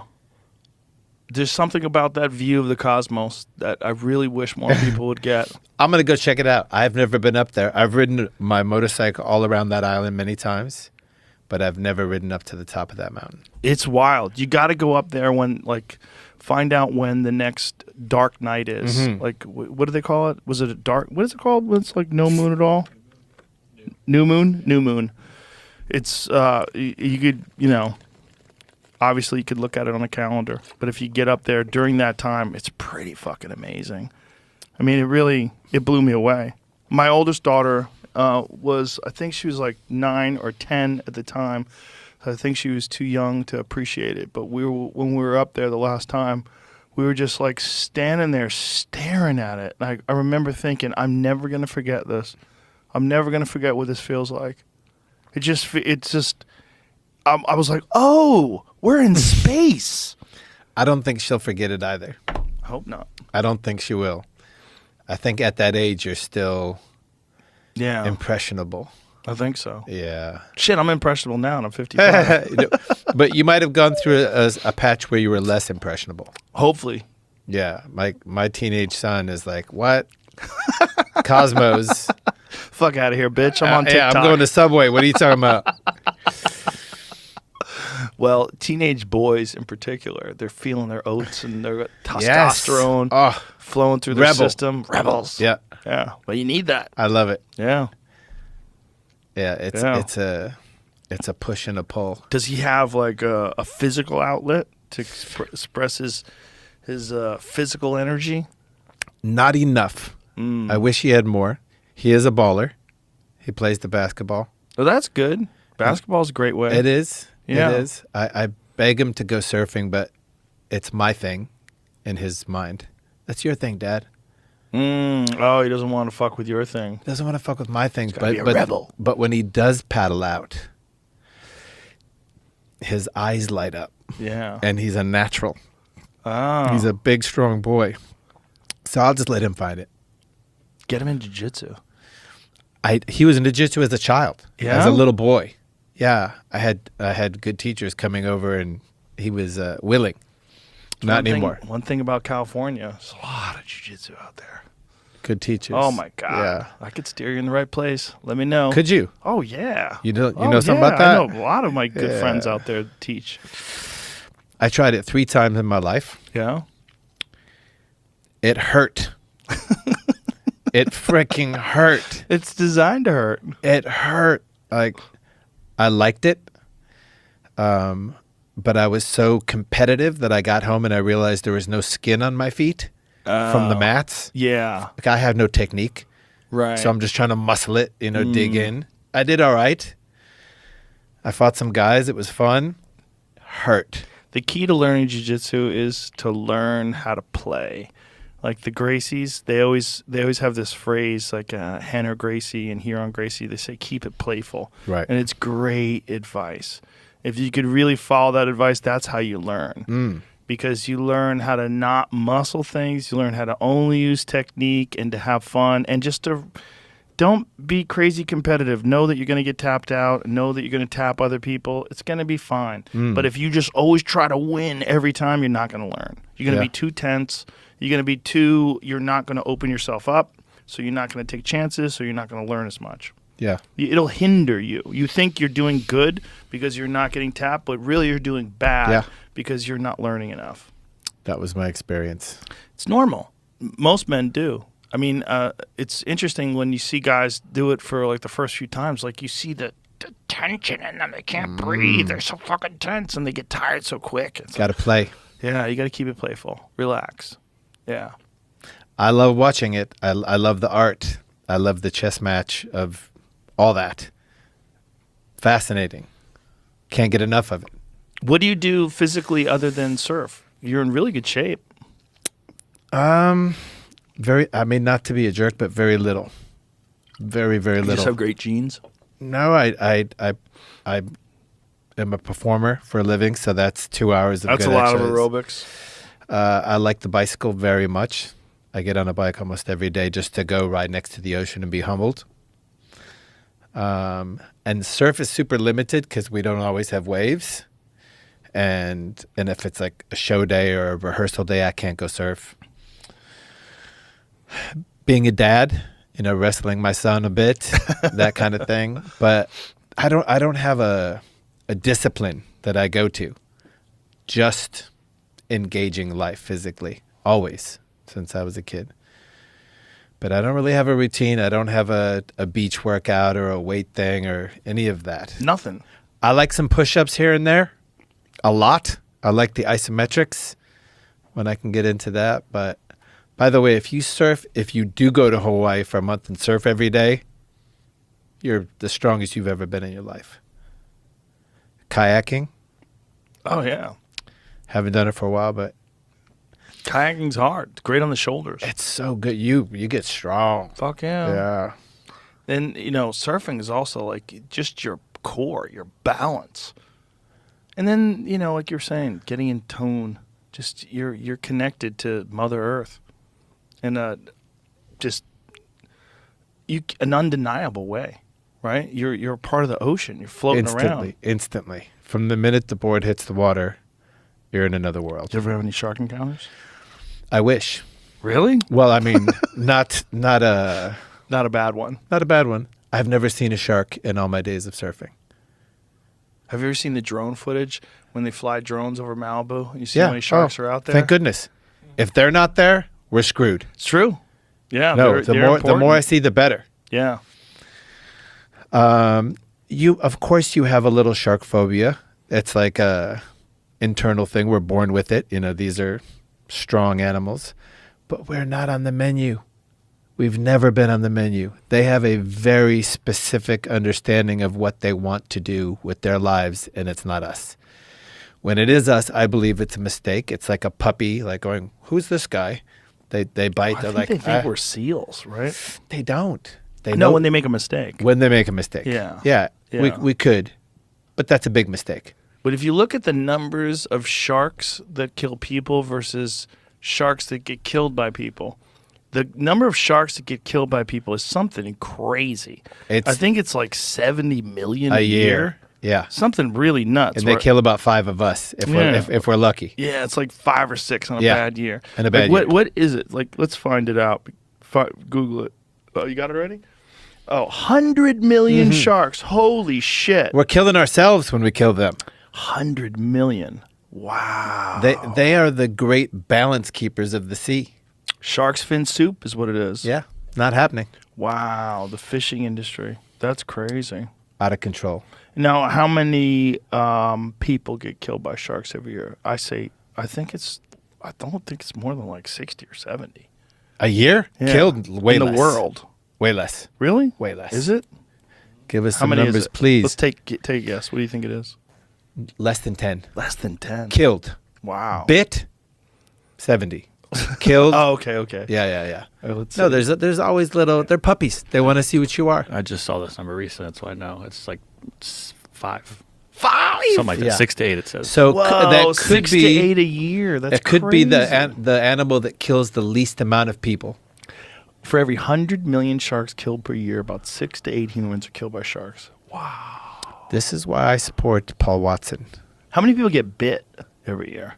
There you go. 73 shark Woo! bites. 73. Dude, you nailed it. Unprovoked. Pretty close. Son. Pretty close. Nailed it. And by the 39 way- provoked bites. Those people are assholes.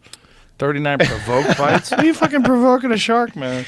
What kind of you ever see there's a Instagram page called Taurons of Yellowstone?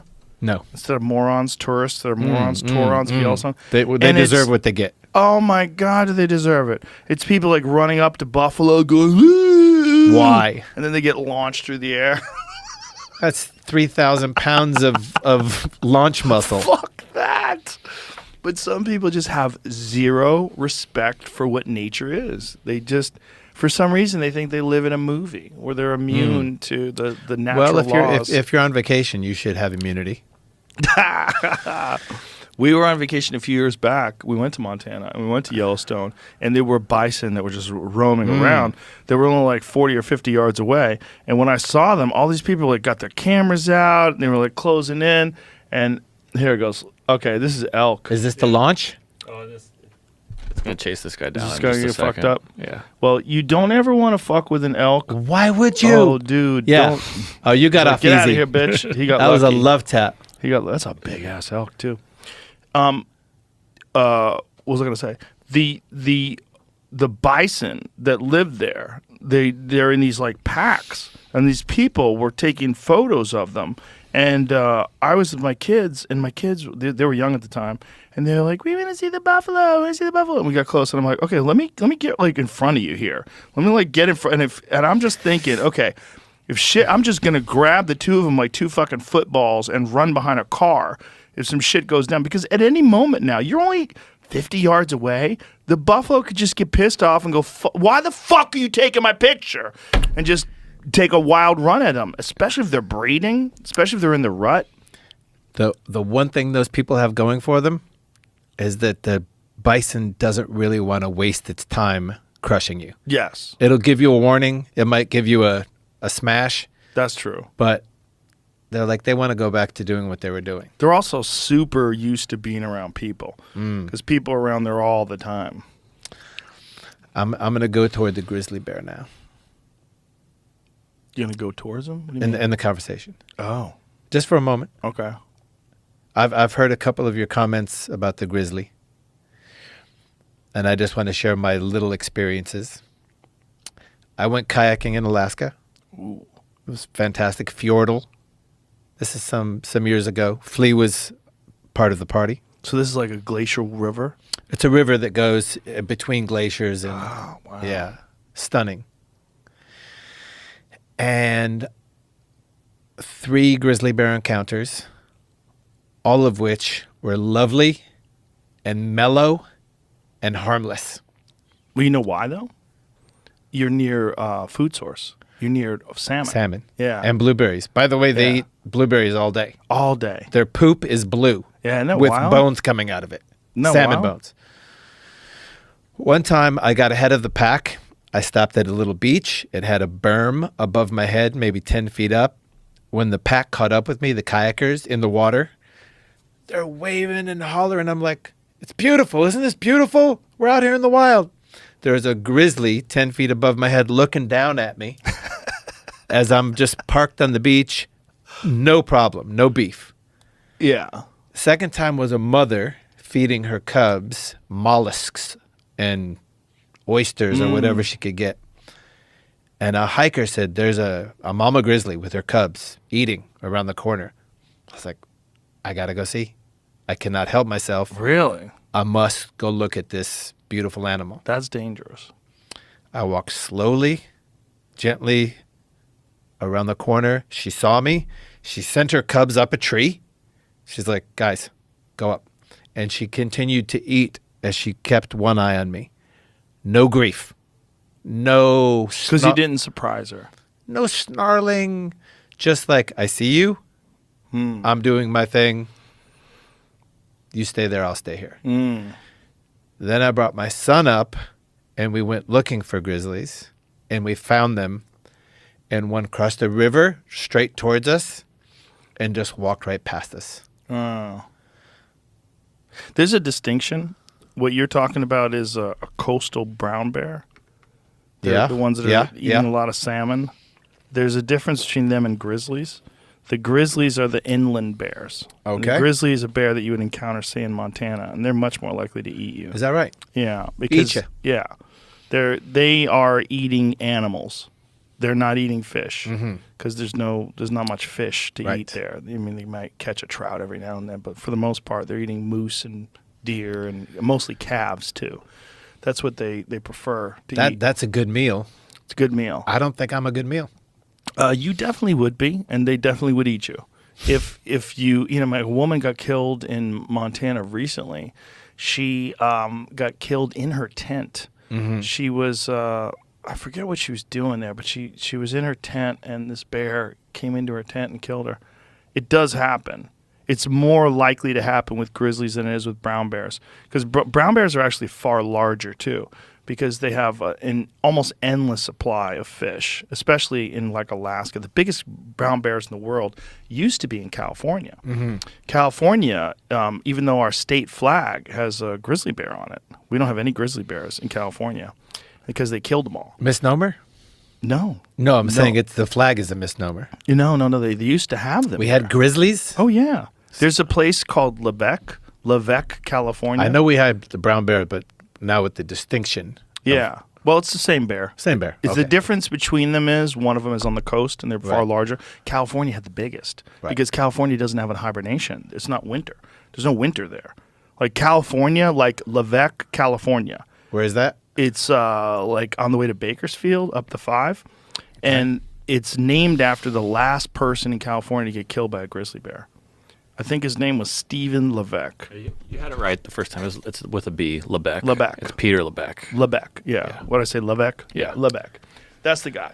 So he got killed by a bear in 1837, which is now Fort Tejon. So that is up near Tejon Ranch.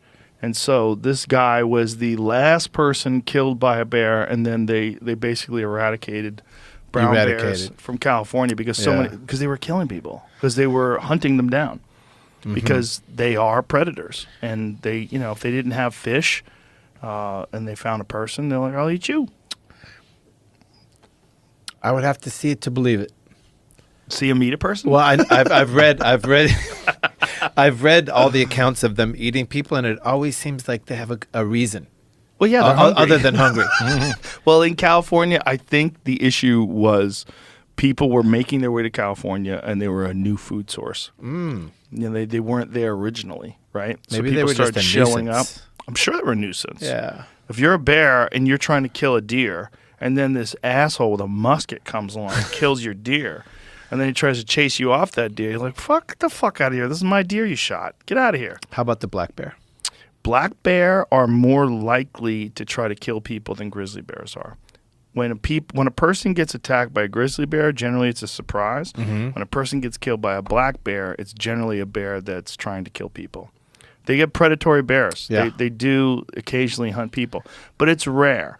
For the most part, when a black bear sees you, they just try to run away. They also think of people as a threat. Yeah. We got charged by a black bear in Alaska. Ooh. And it was as big as a brown bear. They're big, man. Oh no, this was a house running fast at us. And then it made a right turn. Try Like to it was- scare it you. was a bluff. It's a bluff charge. It was a bluff, yeah. Thank God. Oof. It didn't know what to do. Fuck. Bears are wild animals. I mean, they're beautiful too, though. They're so cool. I'm so glad they're real. We love them.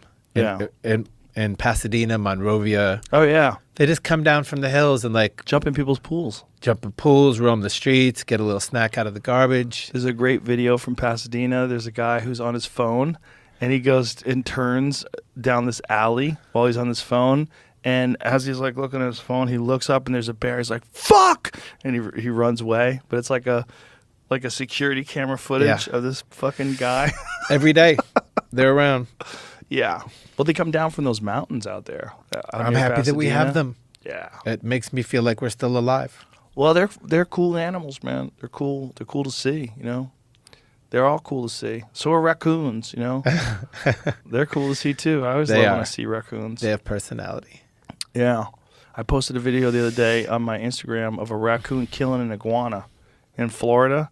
And I didn't know that raccoons are like little savages. Mm-hmm. He's like killing like a little bear. Yeah. Like biting down the head of this giant ass iguana that's Wow. like the size of him. Huh. Killing it. Haven't seen that. Look at that. Savage. Isn't that wild? That's like you and the alligator the other day. Well, iguanas are another weird invasive species in Florida. And I guess these raccoons are adapting and just decided to eat them. That's a big challenge right there. Isn't that wild? That thing's as big as him. There's a lot of iguanas in Florida, apparently. I would imagine that's a tasty meal for him. They apparently taste good. Yeah. Because there's a bunch of videos on YouTube of people hunting iguanas in Florida and then cooking them. You know, they cook them in like a chicken dish. I would try that. I would. Why not? They're invasive. Yeah. They have to kill them. It's a good move. So do you cook yourself? No. Not at all? I will cook pancakes for my son. I will cook eggs for myself. And that's kind of my limit. Yeah. I see the attraction to people who love to be in the kitchen, cutting and dicing and chopping and frying. And my son can cook. It's not for me. No. I just never got into it. You? Yeah. I cook all the time. Yeah. I do see the beauty. I would be a good sous chef, but I just haven't mastered the real chef thing. There's something cool about it. There's something exciting about cooking something and then eating a meal that you prepared yourself. It's very exciting. Yeah. No, I like to be in the kitchen when that's happening, but I prefer someone with a larger skill set to be at the helm. I get it. Yeah. Yeah, someone who knows what they're doing. You ever do any fishing? As a kid in Michigan, yes. It was kind of a go-to. Kind of have to. Yeah. If you're a kid in Michigan? Yeah, you got to fish. It's the rite of passage. But now I have the same feeling about fish? I just hate taking them. I love eating fish. It's such a wild animal. It's so good, so satisfying. But when I see them getting pulled out of the ocean, I'm like, ugh. Right. I just ruined this dude's day completely. That's true. Especially the mahi-mahi, which are flaming blue, Beautiful. yellow. And then the minute they come out, they lose all their color. They're just like, game's over. But I would. If that's like an animal that I have a slightly easier time I was ending. in Mexico with my wife, and we went fishing. We caught mahi-mahi, and we cooked them like literally 2 hours after we caught them. Mm-hmm. Cooked them, caught them, got them to shore. 2 hours later, we're eating them. And it was like, holy shit, is this good? Fish in particular, there's something about like cooking them right when you catch them that makes them exponentially better. Mm-hmm. They're so good. It's like I almost feel like you're missing something if you buy like commercially caught. You're missing like the what the fish has to offer you. Mm-hmm. You're not getting all of it. It's almost. I mean, it's still great. Mahi-mahi's great no matter what, but man, it's not as good. Like right out of the water, it's the best. I did that with my uncle in the Bahamas in the early 70s. Really? He was that guy. He was a master surgeon. So we spent all day in the hospital with open bodies trying to heal them. And then we would take a tiny little sailboat to the Bahamas and fish and swim and live. Oh, wow. Yeah. What a cool experience that must have been. It was. He was a badass. He was a big barrel-chested badass and not afraid of sharks. I had seen Jaws. Show me a shark this big, and I'm just running over the top of the water to escape. And we were on the island of Bimini, which is just a little sliver of an island out in the Atlantic. Crystal clear water. And one day a hurricane was coming. And his job was to take his tiny motorboat and pull a huge sailboat out of the harbor so that it could get to the ocean before the hurricane arrived, because that sailboat needed to get to Florida. It's raining, the seas are high, and he's in a small motorboat, and he's going to pull with a rope the boat out of the harbor. And I was like, I'm coming. He's like, you are not coming, 11-year-old Tony. I was like, no, I'm coming on this trip. I'm going to help. So my aunt sanctioned little Tony getting on the boat. And we pull this racing sailboat out of the harbor into the ocean, which is raging with massive waves. And we got a wave coming up over our bow, which sent us vertical. And the sailboat got a wave pushing its nose down, which pulled our stern underwater. Oh, shit. And it was my time to go moment. I was like, God, whoever you are, whatever you are, I feel a little bit young to be checking out right now. I mean, is this what you had in mind, honestly? And as I'm having my time to leave this earth moment, my uncle grabbed a machete and went underwater and cut that rope. And we popped out like a cork. Whoa. He floored the engine, which sent most of the water out of the boat, and everything was fine. Wow, he knew his shit. He knew his shit, but this is the guy that also taught me how to like pull big fish out of the ocean and, in theory, not be afraid of sharks. That must have been an amazing experience to be 11 and have that happen. So he had been to war. He had done the whole thing. And as he grew older, he told that story and says, that was the scariest thing that's ever happened to me in all my days. I wouldn't tell this to my nephew, but it was curtains. We were done. Whoa. Chuck. Wow. Yeah. My parents lived on a sailboat for a couple years. Right after they retired. That's ballsy. Yeah, they were like, they didn't have a lot of experience on boats either. They just decided to learn how to sail, and they lived in the Bahamas. They lived in the Florida Keys. They just decided to live. They even just fucking drifted around in that sailboat, went to different places. You ever think about it? No. Fuck that. That's not me, man. I enjoy fishing. I enjoy being on the water. I love the ocean. But if I was going to live somewhere wild, I would live in the mountains for sure. For sure. You ever think about just taking that one-time circumnavigation of the globe in a sailboat? Nope. No? Nope. Why? Fuck that.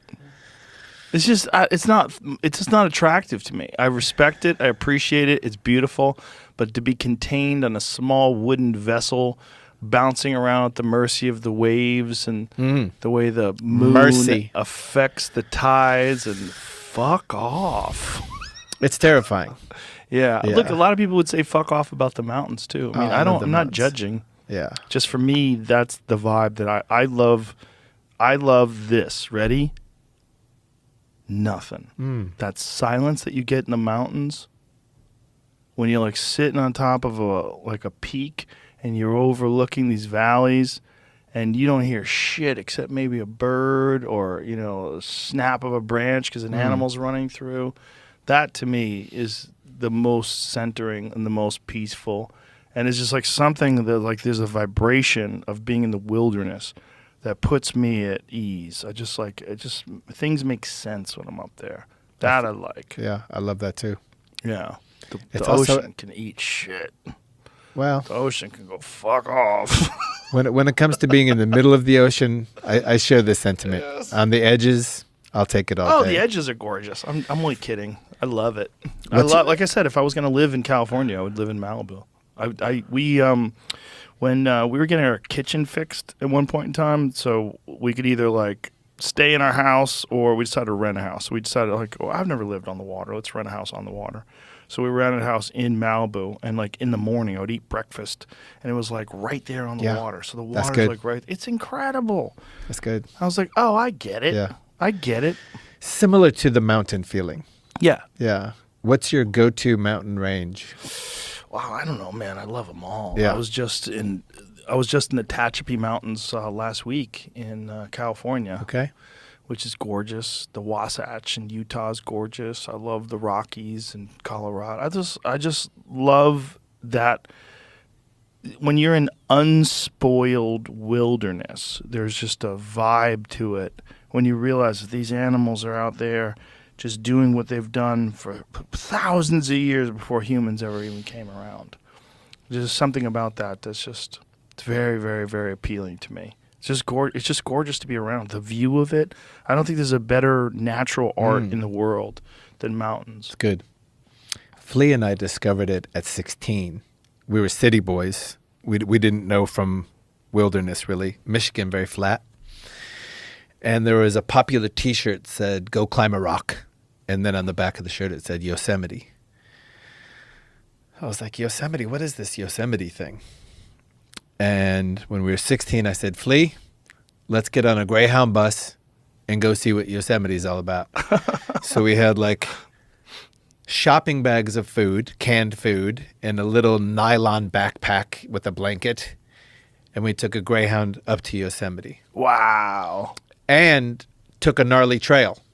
Like we went up Yosemite Falls and into the backcountry carrying sacks of food because we didn't know any better. So this is the 70s. Yeah, 78 maybe. But it was a game changer. We connected with that space and swam in rivers and made campfires and cooked food and saw those cosmos and maybe saw a UFO or two. And we've been back ever since. It was a moment where we tapped into something. That's awesome. And we wrote a song, an a cappella song, which we hadn't been doing up to that point together. When did you guys first start making music together? In 1983, we had this bizarre and beautiful friend from Arkansas, gay and black and fashionable, and very much on the scene of LA clubs. And Flea and Hillel and Jack Irons and Alan Johannes had all been playing in like new wave rock bands. But not me. I go, I support, I dance, I have fun. But this character from Arkansas, who was a real misfit and ahead of his time, said, "Why don't you let Anthony be in the band?" And they looked at him like, because he's not a musician. I don't know. Why would we tell Anthony to be in the band? Let him sing one song. And so they're like, all right, Anthony, go write some words, sing a song. And we did that, and it was so explosive and so chemically correct, the new guys together, that we couldn't stop. We just never stopped. That was just the beginning of a 40-year run. And so you didn't have any inclination, you didn't have any aspiration? This one guy saying that to you? To them. Like he said, let Anthony sing a song. I was like, so what? You didn't what's going on over there? He didn't run it by you first? No, but Wow. he knew that I loved to write poetry and dance and just emote. Did you have an idea what you wanted to do with your life? No. No, I started off thinking I would be an actor or a novelist, and then I thought maybe crime would work out. What kind of crime? Whatever was easy. But my father had kind of inserted enough art into my childhood with music and visual arts and just ideas that I was built of this stuff. I was built of words and sound and if you trace a musician's history back to when they're kids, it's never an accident that they ended up doing that for a living. Like if you look at Chad Smith, our drummer, one of the greatest drummers to ever walk the earth today. He's a phenom. But he was a little stoner living in the suburbs of Michigan who all he wanted to do was listen to music and be a part of music. But he was also a natural-born athlete. He was so coordinated. Pick up a golf club, boom. Go on the ice, play hockey, boom. He was just genetically coordinated. And then he played in 20 different rock bands as a kid, just honing and woodshedding and figuring it out until we met him when he was like in his 20s and hired him. If you look at Flea, broken home, but his stepdad was a jazz bass player who would have jam sessions in the house all day, every day. So there's a little boy just watching these jazz bands, and then he got a trumpet, and he realized if I play trumpet, people are going to notice me. So the little kid who wasn't getting much attention in this adult world of a broken home, suddenly people are paying attention and listening. And he had the discipline and the intellect. John Frusciante, his great-grandfather, immigrant from Italy, master musician. His father, Juilliard pianist. So from the time he's a kid, this music, like, let's see what you got. And then his psychosis and way of dealing with the world was, I'm just going to sit and play for 10 hours a day. So it's never an accident that these people end up where they end up. It's a lifetime of just everything working out so that that's your life. So you had no aspirations of singing. This guy tells the band, let him sing a song. You sing it, and then was it immediately? Immediate. It was too much fun. And the club owner, we played one song in a club. And Solomon Burke, this French guy who had started a club in Hollywood, charged the bandstand and said, will you boys come back next week? Maybe play 2 songs. We're like, we'll see you next week. And we went home and we wrote a song, and we came back next week, and it just never stopped. Wow. And you were 21. Yep. 21, homeless, sleeping in graveyards, backyards, park benches, back seats of cars, chaise lounges. But I now had a direction. And you just dive right in? Yeah, it stuck. It's what I wanted to do from that point forward. Started carrying around notebooks and just writing and figuring it out and listening more and more carefully to what these guys were playing. Where did I fit into this rhythmically, melodically? Learning curve. Did you take any music lessons? At the time, no. But then as the years went by, I realized I had to train my voice to sustain. And I also wanted to do different things with my voice. So I found some teachers, old school opera vocal coach guys and girls, which taught me a lot and made it a lot more fun and gave me a bigger playing field.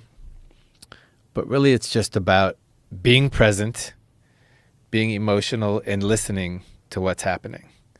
So what is the creative process like when you guys make a song? Do they have the music first? Do you have the lyrics first? Is it a combination of the two? Zero rules. Zero rules. Zero rules, and it happens every which way, and it could be anything. Like, as the Red Hot Chili Peppers don't have it's got to sound like this, or it's got to sound like that. It's got to be hard, or it could be anything. It could be funky. It could be bluesy. It could be jazzy. It could be hip hop. It could be folk. We'll play anything. Anything that we feel like playing, which is also a blessing because less boxed in. But often John and Flea will stay home and go to their garage or their room or whatever and just play until they have something, a tidbit, a chord progression, a rhythm, a melody, because that's what they like to do for hours, just play. And they'll come to band practice and they'll say, what do you think about this? I'll be like, I love that, and I think I know what to do with that. And it starts there. And Chad knows what to do, and we just build together. Or I'll come in and I'll say, I have these words. They're looking for a home. What do you think? And John is exquisite at listening to what I'm doing. And I kind of feel like I'm surrounded by geniuses and I'm a little bit of the idiot, but he's good at deciphering the idiot's genius. So he listens to me and he's like, I know what to put with that. And then it just grows. And what is your writing process like? Do you write alone? Do you like to sit alone? Do you write with them around you? Like, how do you write? I like to write alone, but I'm not afraid to write in a crowded room if it's flowing. I think the number one thing is just to write.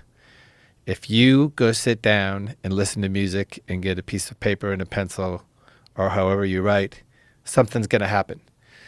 Something always happens. Sometimes it's better than others, but if you make that time to write, something's going to happen. Or if you have an idea, no matter where you are, on a plane, riding a bike, sound asleep, you better get the fuck up and put that idea down, because that could be it. If it came to you, it means something. So yeah, I like to sit on my back porch with a boombox and play today's rehearsal and just sit there and write. And I owe some of that to my father, who kind of implanted that in me.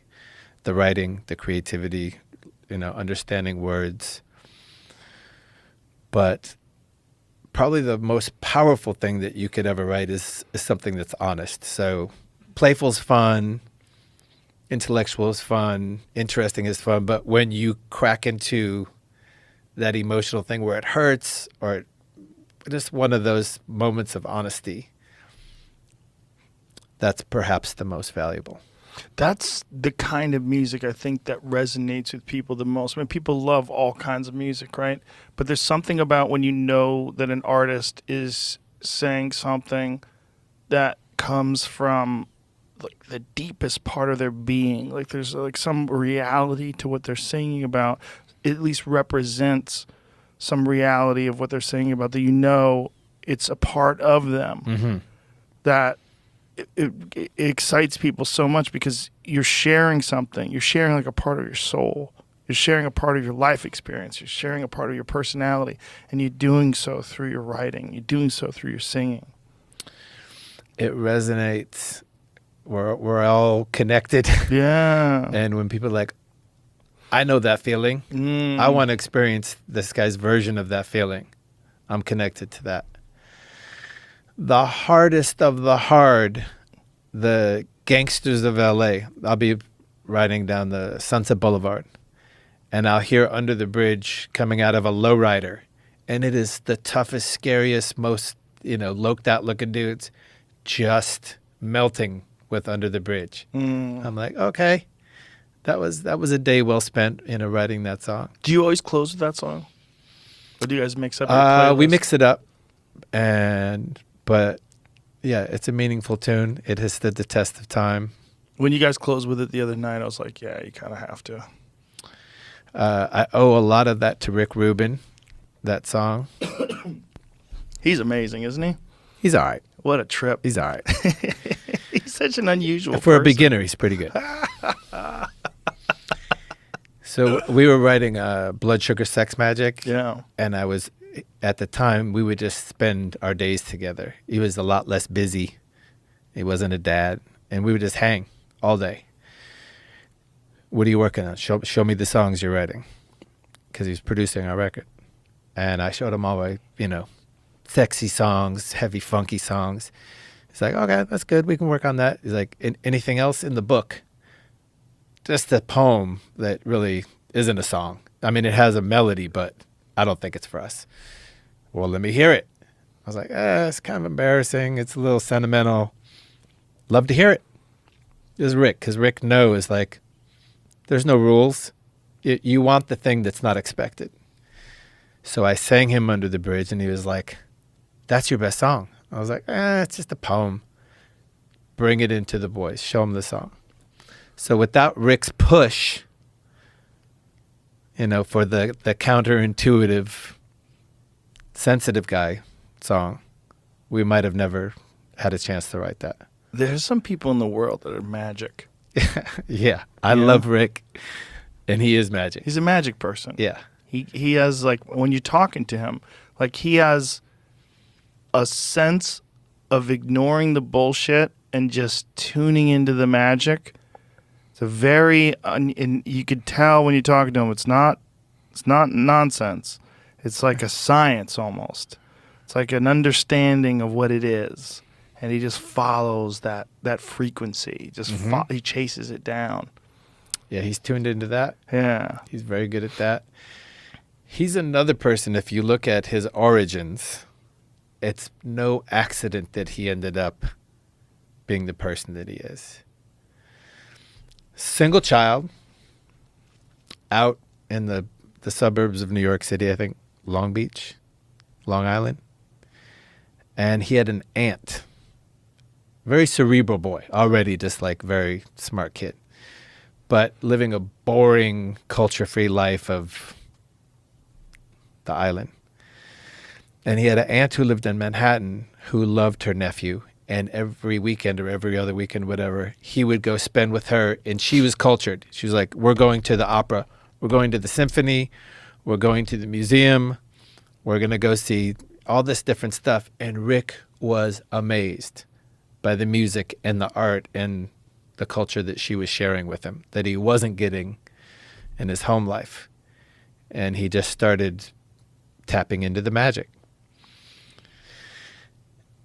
and dedicating himself in a way that led to him starting his record company when he was in the NYU dorms. But it wasn't an accident. Like, he got fed the raw materials as a kid, and it opened up his dream. And I think probably also being a single kid, you're not influenced by your siblings either. So you have a chance to sort of be who you actually are. Less influence.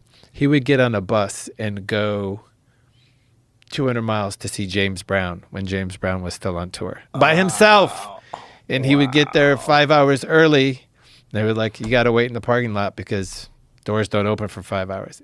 As a kid by himself to go see James Brown. I was like, yeah, you're qualified. Just out of appreciation, not even thinking there was a career involved in that. That's what's so crazy about his story. Yeah. There was no career to be that guy. Nope. No, he invented a career. Yeah.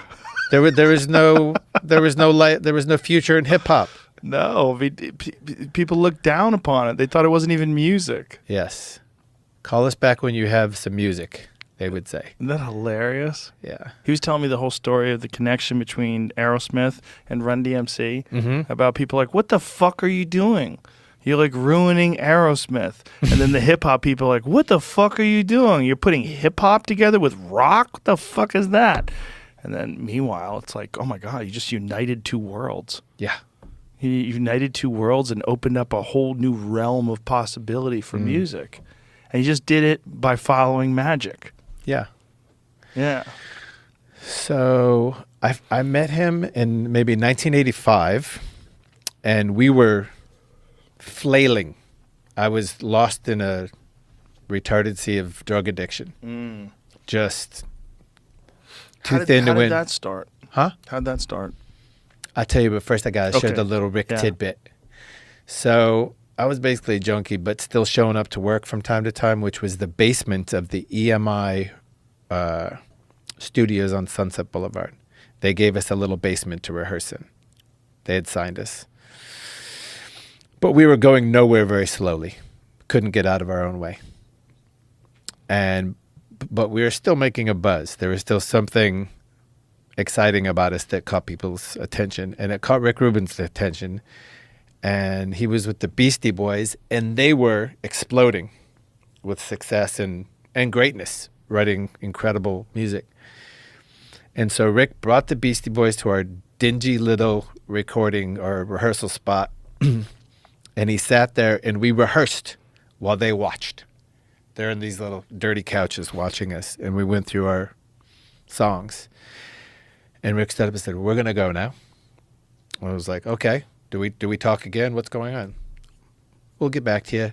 Didn't see him for years. Years and years and years went by. Eventually, I got clean, and he came back and said, let's make a record.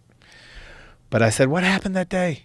You came, and we played, and you disappeared, and I never talked to you again. He's like, I thought somebody was going to get murdered in that rehearsal space. I thought somebody was going to die. I had to leave. That's how dark we had become. That's how dark I had become, is he was afraid someone was going to die, and it was time to leave. Murdered. That's what he said. He's like, you guys were terrifying. You were scary. It felt like somebody was going to die. We had to go.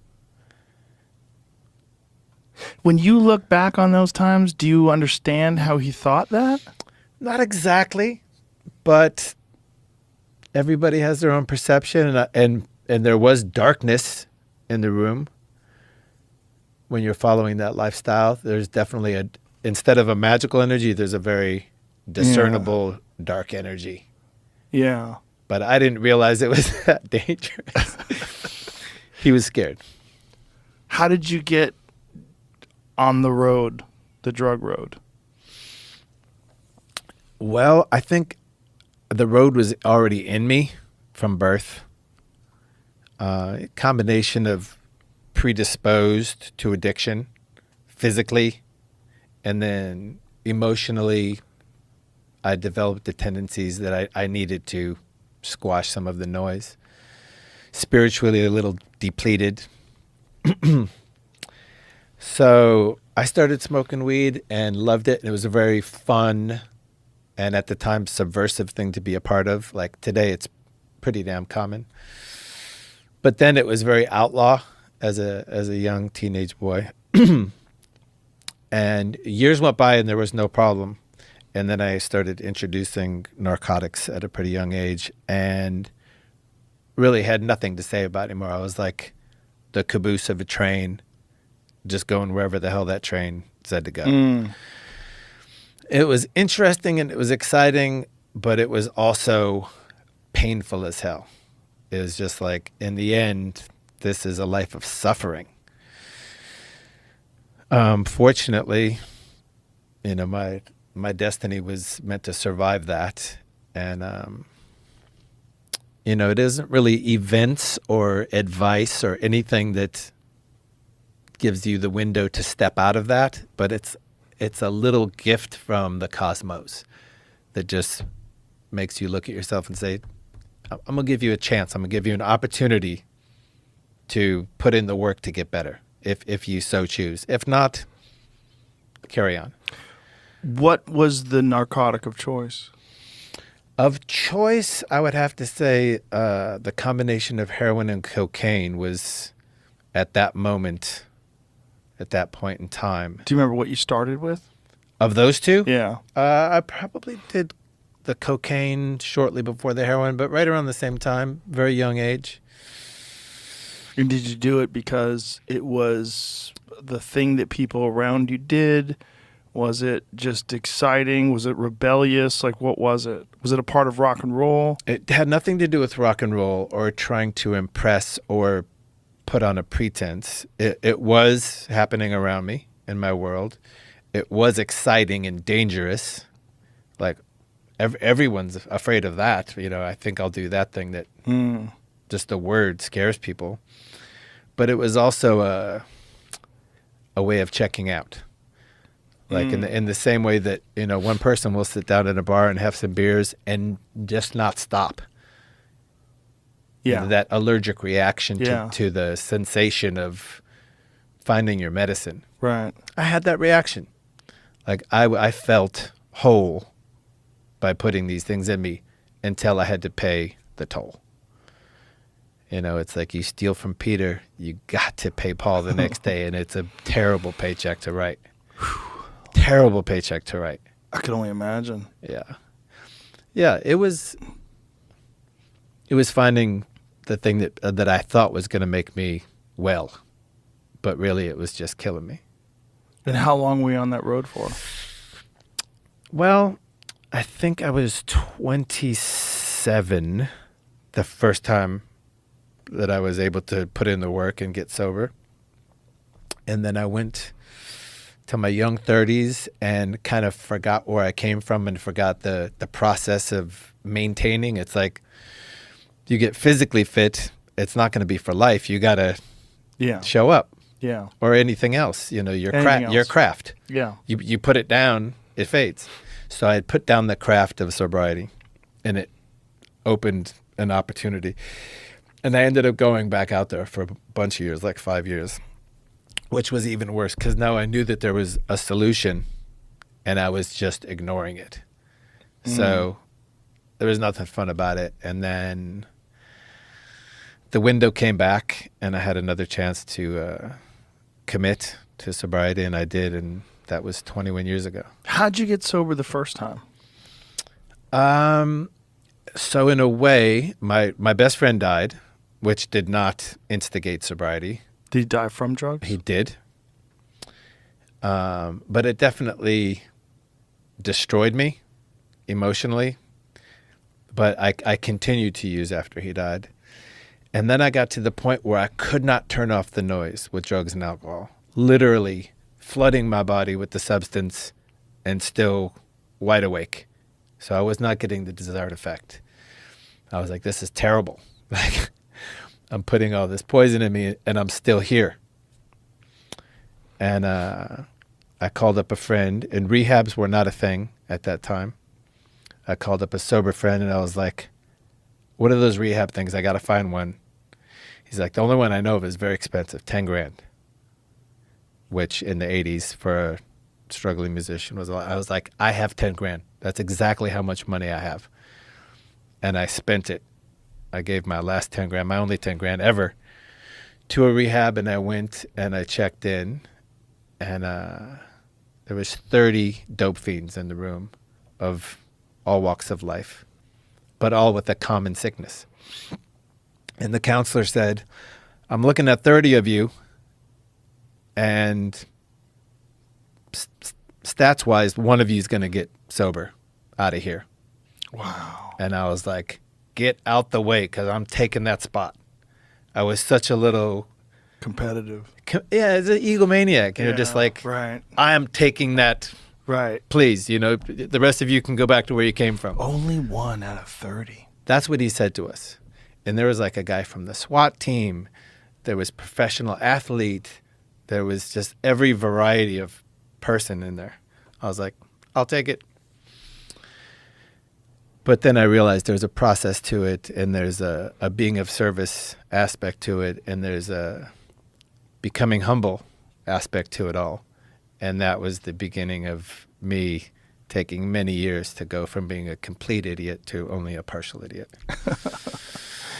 So how long is this rehab for? That was a month, and it stuck for a long time. So you get out.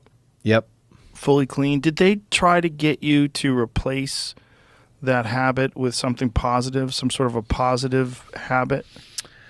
So 'Cause I've heard that advice before to get people to try jogging, do yoga, do something you get addicted to. It was more of there are lots of things you have to change about the way you're doing business with people in the world, but it's not really a replacement with an activity. Prayer and meditation was a part of it, something I had never considered before, getting still and quiet and connecting. Being of service was a part of it. Taking a look at yourself was a part of it. Admitting your faults was a part of it. Making amends was a part of it. And being present for the next person who needs that help was a part of it. So once you kind of get the gist and the gift and the experience of sobriety, when some new bastard shows up who's lost, you have to show up, because really the language of one addict talking to another is kind of where the magic happens, as it does when you associate with somebody who only can relate to a very specific experience that you've had. You could talk all day long to a normie and they're like, why don't you just put it down? I wish I could. It just doesn't work like that. So I've never been addicted to a drug before, but is it like it's not necessarily physical, right? Because once you get the physical out of your system, the mental pull is still there, right? It is physical because it's like an allergy. So yeah, you could get rid of the physical addiction, but then the minute you take that substance, whatever your addiction is, you react to it differently than a normal person. So that's the physical. Like a person who's drinking booze, the chemistry is physically different as it hits your bloodstream. So you mean like you're naturally more physically addicted? Yes. And you don't think that has to do with your childhood or with trauma? That's part of it. It's part of it. That's part of it. So that's what naturally makes you more physically addicted? No. No. So that is the It's part of it. emotional and or spiritual element. But the study that they do on people, the way they process alcohol is different. The Right. the So alcoholic. there's a genetic variable as well. Yes, Yeah. there's a genetic variable. So was that the thing that got you off the wagon again? No, painkillers from a doctor visit. And by the way, had I been fit with my recovery, it wouldn't have been an issue. Did you have a surgery or something like I that? did. I had a wicked 4 tooth surgery, and I went in there without my tools or my connection to where I'd come from. I had just kind of forgotten about it. Like, I'm good. I'll live and die sober. But I stopped doing the work. And so they give you some sort of a painkiller because of your teeth, I was done. and you were right back. Done. And I've since had all kinds of surgeries. No issue. And did they put you on painkillers with the other surgeries as well? Yes. Yeah? Yeah. But you're Or cool, but you understand it now. Yeah, well, I went in there like, talking to people before I went in. Mm-hmm. And just, it's exercise. Yeah, my friend Artie Lang, he had some really heavy bouts with drug addiction, and he had his nose collapse for a bunch of different reasons. One, because he snorted pills that were mixed with glass, because someone was crushing the pills up with like a salt shaker, and it had glass in it. Cut his nose up, it got infected, and he also got punched out by some guy who was an enforcer for a dealer or a bookie who he owed money to, and so his nose is collapsed, and he was going to get it fixed, but he can't, because he's like, I can't take the risk of getting back on the painkillers. That's a choice I understand. Like the payment for going back to where he came from is too great. Yeah. There are people who can do it, like they go in there with a support. Right, with tools. With tools and with the connection and doing all of the things that you have to do to be well. But I understand his fear. Yeah. Like, to not ever want to go back to where he came from is a powerful thing. It was so hard for him to get sober. And last time I talked to him, we did a podcast together, and he was so alive. He was so sober, and he was so funny. His fucking stories were so good. And he was like, I'm not going to do it. I'm not going to take that fucking chance. I'd rather have a flat nose. Yeah. I'm like, okay, Yeah. I get it, man. I'll take the flat I fucking nose. get it. Yep. Yeah, oddly enough, a lot of the addicts and alcoholics I know are the most interesting, and Oh, my God. it kind of comes Yeah. with the territory. Some of my favorite funny people either used to be addicts or are addicts. Yeah, Lenny Yeah. Bruce. Oh, yeah. Lenny Bruce. Yeah. Smart Richard guy. Pryor. Rich. Sam Kinison. Oh, yes. Yeah. Oh, yeah. Yeah. Did you ever meet Richard? I met Richard. You met Richard. Yeah, I actually worked with Richard for 5 weeks in a row at the Comedy Store before he died. Damn. Yeah. Wheelchair? Yeah, they had to carry him to the stage, and they would crank up the microphone, and he was really sick at the time. Yeah. He was on his way out, and I was 27. I was, just getting to Hollywood, just recently a paid regular at the Comedy Store, had no business being on stage with Richard Pryor. And he would go on, and then I'd go on after him every night. Who has business being on stage with Richard Pryor? Nobody, right? He was a reason why I even understood what comedy was. When I was 15 years old, my parents took me to see Live on the Sunset Strip in the movie theater. Uh-huh. And I'll never forget, because I had seen a bunch of great movies like Stripes and, fucking all these funny movies. I had never laughed so hard as I was laughing at this guy who was just talking. Mm-hmm. And I couldn't imagine that this was like, how is this happening? Mm-hmm. So I'm sitting in the audience, and I remember looking around while I was laughing, and people are falling out of their chairs. They're throwing their arms up in the air. They couldn't breathe. And I was like, this is amazing. All this guy's doing is talking. And that planted the seed in my mind about what stand-up comedy is. I never considered doing it at the time. I was just like, this is incredible. And I became like this giant fan of stand-up comedy from that moment. And then I started listening to his old albums, and I started listening to all sorts of different, like Cheech and Chong and Bill Cosby and all these different like stand-up comedy albums. Those are good records. Oh my God. And that, was sort of like the beginning of my obsession with the art of stand-up comedy, was that one time seeing him in the movie theater when I was a 15-year-old kid. So And for then me to be sharing the stage with him 12 years later Yeah. was nuts. Just nuts. Was he still funny? Unfortunately, no. No. He was, it was sad. It was sad, and the audience was super bummed out. And so I would have to like kind of like revive the crowd as best I could, because he was gone. Yeah. He was medicated, and he was also drinking. So he was drinking and he was medicated, and they'd have to crank the microphone so he would go on stage, you'd hear, because the mic was just cranked because his voice was so soft. In a way, he kind of earned the right to go out like that. Oh yeah. I mean, Oh yeah. 5 nobody weeks complained. of unfunny Richard. Yeah. I'll take it. I'm sure he had his moments. There was some moments where he got some laughs, but for the most part, you would go on stage afterwards, and people would look. They would look at me like this, like fuck, like what did we just see? They were coming to see Richard Pryor, their hero in comedy, and they got to see a great artist at the end of his line. Yeah. My jam with Richard was everything but Long Beach.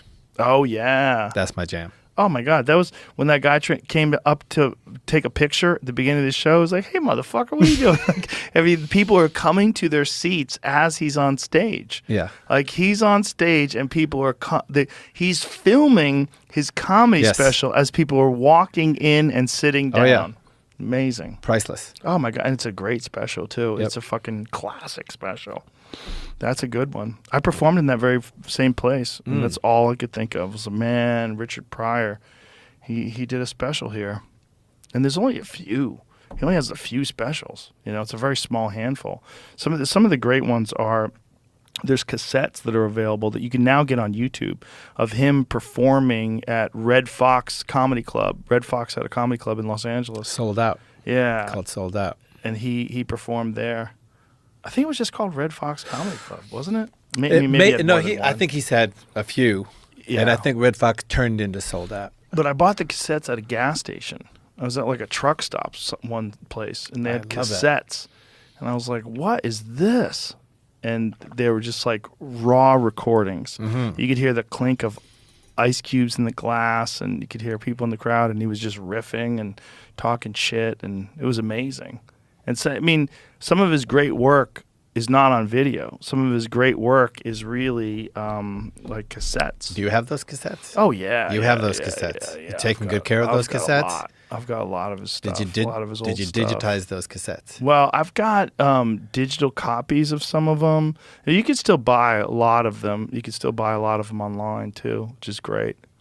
That's a beautiful thing about today. Like someone can tell you about a great song or a great album, and you can just go on your phone and get it. Yes. Like that. I appreciate that. I'll take that. So we have a song. We wrote 50 some odd songs during the pandemic. Oh wow, 50. Yeah. It was fun. It was easy. It was magic. It was when the world shuts down and you have your gang together to write. It was a special moment. But one of the songs, which did not make it onto either of our double records, is called The Comedy Store. Oh. And I knew it wasn't the most like original title or anything like that, but I have my connection to comedy, and John Frusciante has a deep love for stand-up comedy. He re-inspired my love for stand-up comedy when I met him in the late 80s. And so the Comedy Store song is kind of an ode to stand-up and the joy of sneaking in the back door of a club and catching a set and all these different little Hollywood references. But the chorus spoke to Dave Chappelle, who I love and admire. As a human being, we're all full of everything. But to me, he is, kind of the the reigning king of stand-up. And I love a lot of comedians, but he's somebody who I can just listen to.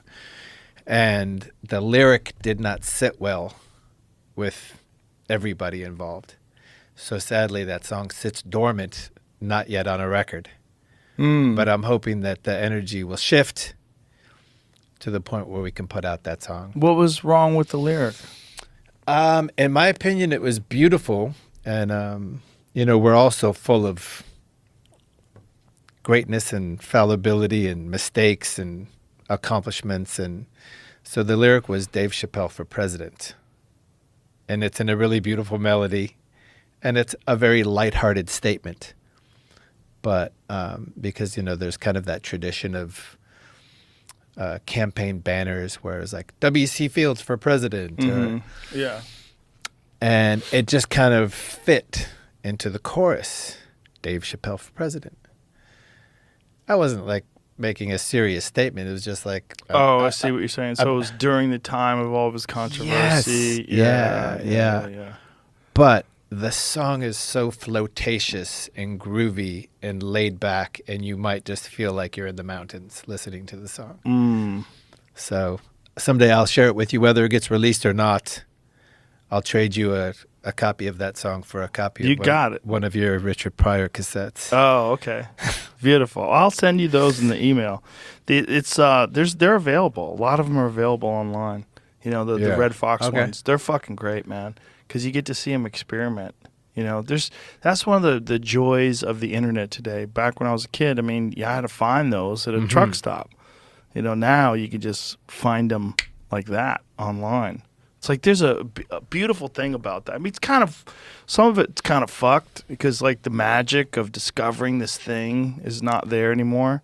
Because now it's available instantaneously, but still, it's better that way. It's different.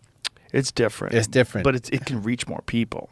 That's what I like about it. If that's the goal, then yes, for sure it's more successful. But I don't even mean more successful because he's gone. I mean, like right now, people listening can go, and one of them was called Playing Crap. What's it called? Craps? Something like that. I forget what it's called. But that someone can listen to this and then go on YouTube, and then bam, they can get it. Yeah. There it is. Craps. Ooh. After Hours. Ooh, I like the cover. It's fucking great. Yeah. So I'm in. I'm sold. How many minutes is that, Jamie? 32 minutes? That's a great poster. I'll put that up in my bedroom. Yeah, 36 minutes. It's fucking great.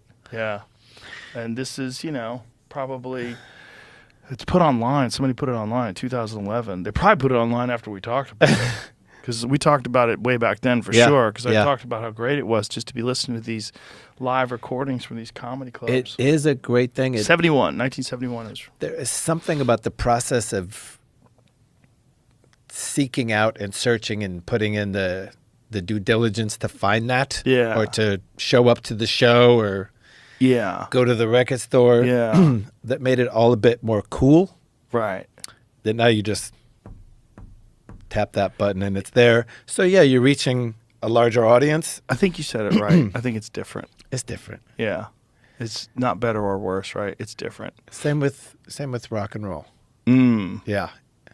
What was it like for you guys when all of that the streaming thing, when it all came to be with Napster and there was this big uproar?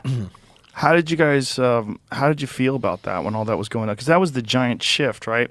Napster was the great shift when the internet sort of realized like, oh, we could just get this stuff for free.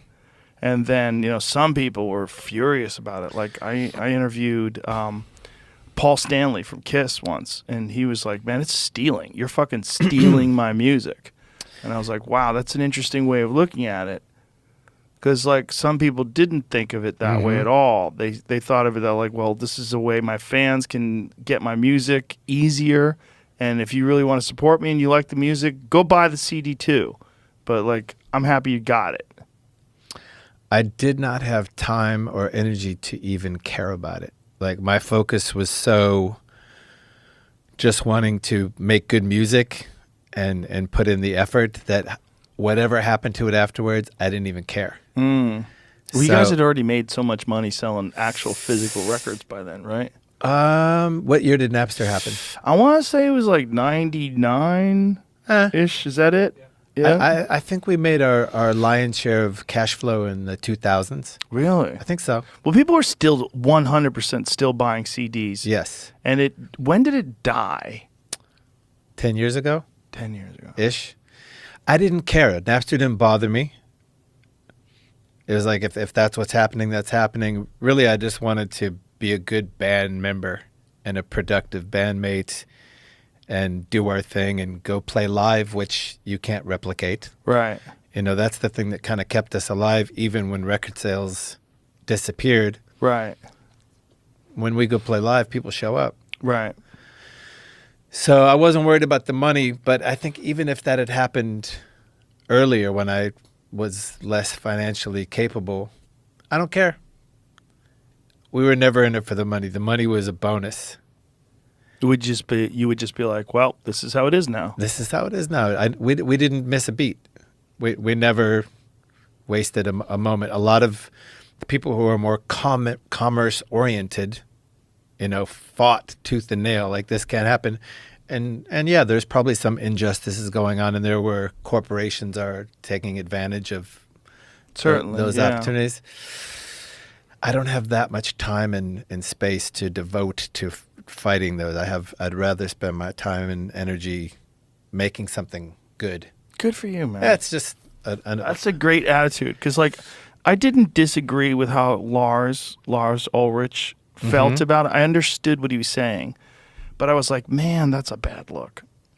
It's just like you're so wealthy and so successful, and the people that are downloading your music for free are your fucking fans, and a lot of them are poor, you know. And now they can get it, and they can get it right away. And for you to call them like thieves and get angry and tell people not to do it, like, man, this is a new disruptive technology, and you're not going to stop it. Definitely not. And I think some people. Maybe some older folks who weren't in tune with the new internet, like they thought somehow or another you were going to stop it. I was like, man, you don't understand this, Genie, because that cork is off that bottle. And this whole thing this is the future, man. It's going to change for everybody with everything, whether it's with movies, with everything you could imagine. It's all going to be available now. And people that fought it were really just losing ground. So our record company, Warner Brothers, were very slow to recognize the power of the internet, and they got hurt. And so we just put out a record a couple days ago, and another double record in the same year, which is kind of a beautiful thing. But the main guy from the record company showed up. Very lovely dude, cares about music, super into the band. And I was like, well, we have to make sure that this doesn't leak. This is 2 weeks ago. And he's like, well, we've kind of changed our tune on that lately. If it leaks, it leaks. So even these gigantic behemoth companies are now like, okay, so it leaked. It's just makes it more popular. Yeah. Just more people tell people about it. I don't care. Good for you, man. Yeah. I just want people to hear it. You know, I believe that from you. Some people would say that. I go, he fucking cares. But for you, I really, really believe it. It's easy for me to say I'm not missing meals. Yeah. You know? Yeah. But, yeah. I don't expect to sell records these days. That's not an expectation. There was a time when I did, but now I feel like music is made just to be played. We get paid at our live shows. Yeah. Yeah. We're doing just fine. Well, it was sold out the other day. Zilker Park. It was fucking awesome. Yeah. Well, that's an institution, so I think that sells out no matter what. But well, you guys are an institution. Yeah. You were one of those guys when I first met you. I was like, oh, shit, he's right there. It was weird. When was that? I don't remember. I don't know if we met. Our kids went to school together. I don't know if we met there for the first time or if we met at the UFC for the first time. I don't remember. I feel like I met you in an arena like early in the day for some fights. Yeah. Yeah. Yeah. And I was like, that guy's a UFC fan? That's wild. It was weird. I was like, I thought you were like this and you are, this like super peaceful kind of hippie guy. And for you to be like really into the UFC. But then when we talked about it, I got it because you really respected the athletes and the difficulty of what they're doing and how tremendous the whole promotion was and the way they would put these fights together and the excitement of it all. They're good. Yeah. That's a good promotion. They're the best. I adore combat sports. I adored boxing when I was a kid. Bruce Lee was everything to me in 1974. Everything. I built nunchucks out of a broom, put them in my back pocket, went to school. And the evolution of mixed martial arts is divine and one of the most exciting things that's ever happened to me in my lifetime. Like that, talk about lucky to be born at a certain time and place. Yeah. Yeah. It's exquisite. And the funny thing is, fighting outside of a ring or a cage or a mat, it crushes my heart. Like violence in real life kills me. Like pain. Put it in, like dedicate your life to the art and it becomes a chess match. Yeah. All day, every day. Yeah. I'm a super fan. I agree. I'm not really a big fan of fist fights. I think No. it's fist fights in the street. I'm like, God, don't do that. Don't do that. Yeah, it's just like there's nothing in there for you. Don't do it. Yeah. And it's like just bravado and nonsense and just. But what I call fighting, like what I call it high level problem solving with dire physical consequences. And that's really what it is. It's like, to me, it's like just like this ultimately exciting endeavor. And I love it when someone like you appreciates it.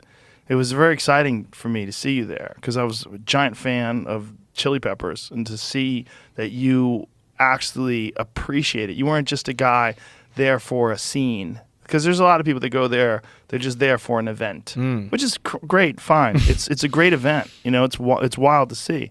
But you actually were asking questions and you were really into it, Still am. Yeah. It does not fade. No. I watched Alexa point out her victory 2 nights ago, last night? Yeah, Alexa Grasso. She's a beast. Yeah, she's a beast, and she gets better with every fight. Yeah. I don't know that she's ready for Shevchenko. I don't know if anybody is. That lady's a goddamn assassin. No, we're not ready for that. Whew. Yeah. She's wild. But I love Alexa's trajectory. Yeah. No, it's an exciting time, man. It's amazing, like, what the sport has become from when I first watched it in 93 or 94, I think was the first event that I saw, to I've been working for them now I've been working as a commentator for 20 years. And before that, for 2 years, I was a post-fight interviewer in the the late 90s, rather, 97. Amazing. I saw that first UFC event. Compliments of Guy Osiri, who had a cable box, and he called me up on a landline and said, "There's a no-holds-barred fighting competition of one art form against another, and it happens in 30 minutes. Get over to my house."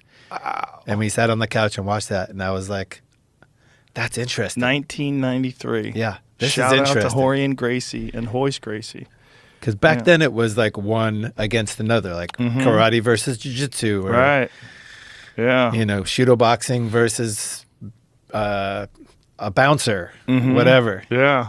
Obviously, it's come a long way, but Well, there's not really a sport that's evolved that much since 1993 No. to 2022, where it's unrecognizable, the difference between the sport then and the sport now. It's unrecognizable. It's so much different. There's never been a thing like that where you get the chance to see a complete evolution of combat sports. Like, martial arts have evolved more since 1993 than they have in the last 10,000 years.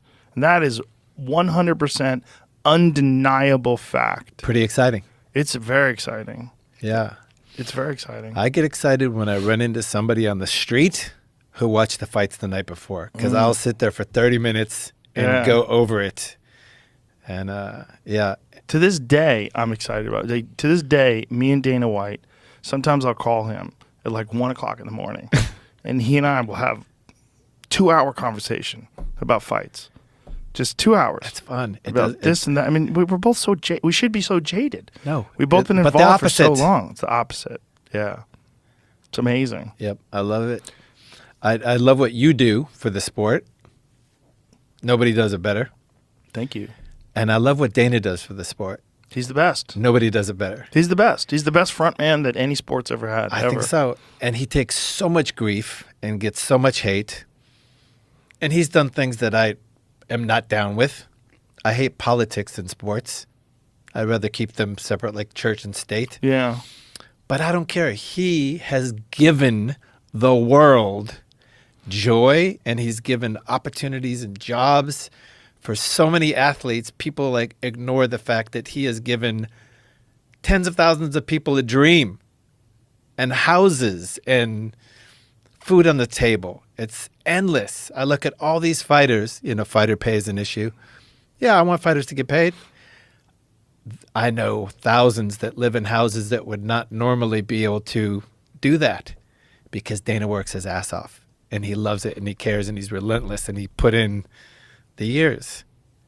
So many props to him for bringing those dreams to life, and I feel like I have to balance out some of the hate he gets. Yeah, well, he's going to get hate no matter what you do. You're a person in a position like he's in, position of prominence. Mm-hmm. And, whether or not the criticism is valid, what is valid is the praise. When I introduce him, when I do the weigh-ins, Mm-hmm. I always say, without him, none of this would be possible. Because it's true. Yep. I know what that guy's done. I know the work that he's put in. I know how hard he's worked. And also, he's a guy who doesn't bow down to bullshit. He doesn't back off. And he kept that sport alive during the pandemic. When everybody was saying, you're crazy, you're going to kill people, we're all going to die. He was like, what the fuck are you talking about? We're going to test everybody, and we're going to put on fucking safe shows. Yeah. We're going to create a COVID bubble. We're going to make sure everybody's safe. And he did it. And he did it, and then everybody got the else Apex followed out of suit. it. Yes, we got the Apex Center. Well, the Apex Center was actually already in construction. In construction, but we got Yes. fight nights. Fight nights. We got to see some world championship fights at the Apex Center, which were fucking incredible. Stipe Miocic versus Francis Ngannou. Ngannou won the world title at the Apex Center. Tough It night was, for Stipe. oh, my God. I don't think the hair helped his cause. he came out there with the fluffy hairdo. I was like, no. I don't think that had anything to do with it. I think it was Francis had developed skills to match with his power, and he also developed patience, Yeah. He- No. I would just the I know hair what you're the saying. hair threw me off. I was like, you're facing Francis. Come in with the buzz cut. Come in like Well, he beat him the first time, and he was the first guy to beat him, and cardio wrestling. cardio wrestling and his chin. And I think, he took some tremendous shots in that fight. And I think that fight, sometimes you win a fight, but you take an amount of punishment that will change who you are. Yeah. It'll know, show up in the next fight. Yeah. It'll change who you are for the future. And you don't get through a 5-round fight with Francis Ngannou without taking some tremendous shots. They're talking about him fighting John Jones now, which is be very interesting. Yeah. If the Stipe fight falls through with John. Yeah, well, that's what I was saying. John Jones and Stipe. They're talking about John Oh, and yes, Stipe. yes. Yeah. Great fight. Yeah. Competitive fight. Yeah. Well, it's going to be interesting because we haven't seen John in a long time, and now John is huge. He is. Yeah, I mean, God. Power lifter. Yeah, he's fucking put on a lot of muscle. He's done it smart, taking his time, and I mean, he's got probably one of the highest fight IQs the sport's ever seen. He does. So I'm excited to see that. If he was fighting Francis, I'd be a little more concerned. But I feel like Stipe's older, and to me seems like a competitive fight. Well, I have a feeling it'll be one or the other. I don't know when it's going to go down. I don't know when that fight is going to happen. I don't know when John's going to make his heavyweight debut, but I'm very interested.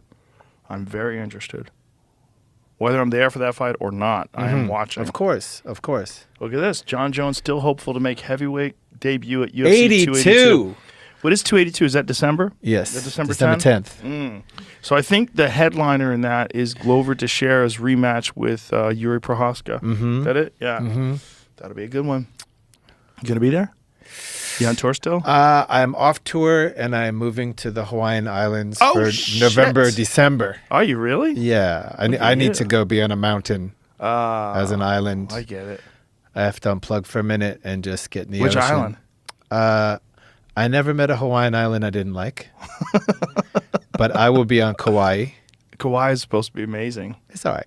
It's good. That's It's good. where Yeah. Laird and Gabby live. That's right. Yeah, shout out to them. Yeah, they're my neighbors. Oh, They've nice. always been very good to me. They're great people. They've been I very love them good. both. Yeah, they're amazing people. Yeah, they really are. They're stunners. Yeah. Yep. Yeah. So sadly, if I was anywhere in the mainland, I would be at a bunch of these fights. Yeah. But I have to go. I get it. Yeah, I miss being at the fights so much. I got to see one live here in Austin for the first time in 20 years as a spectator. It was Right. fucking amazing. And then I got to see one recently at the Apex Center. Yeah. Me and Tony Hinchcliffe and my friend Radio Rahim, we did a triple header combat sports. We did the triple crown of combat sports. We went to the Abu Dhabi World Jiu-Jitsu Championships. Then we went to the UFC at the Apex Center. Then we went to see Canelo Alvarez versus Triple G. Amazing. It was amazing. What a day. What a day. Who is competing at the Abu Dhabis? Well, it was Gordon Ryan and The champ. King. Yeah, and he Damn, he's dominated good. again. He's the best ever. What the hell? He's the best ever. He's fucking so dedicated, so smart, so driven, so dedicated, and he's only 27. He's only 27. Yeah. He looks older. Well, he's fucking training 7 days a week. He's good. Guy's an animal. I love watching him. Yeah, no, he's incredible. I So- love watching him fight other super animals and destroy them. and destroy them. It's crazy. He's taking the best of the best, and he makes it look easy.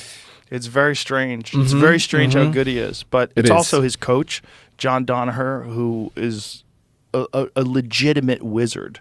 I mean, he's a guy who's a professor of philosophy at Columbia University and then fell in love with jiu-jitsu and became the greatest coach of all time. That's the calligraphy thing. Yes. That you were It's- talking about. Yep. It's also this no bullshit, no frills, no excuses, no nonsense, just pure analysis of what it is, of what the sport is. And because of that, they're ahead of everybody by leaps and bounds, by years. Yeah.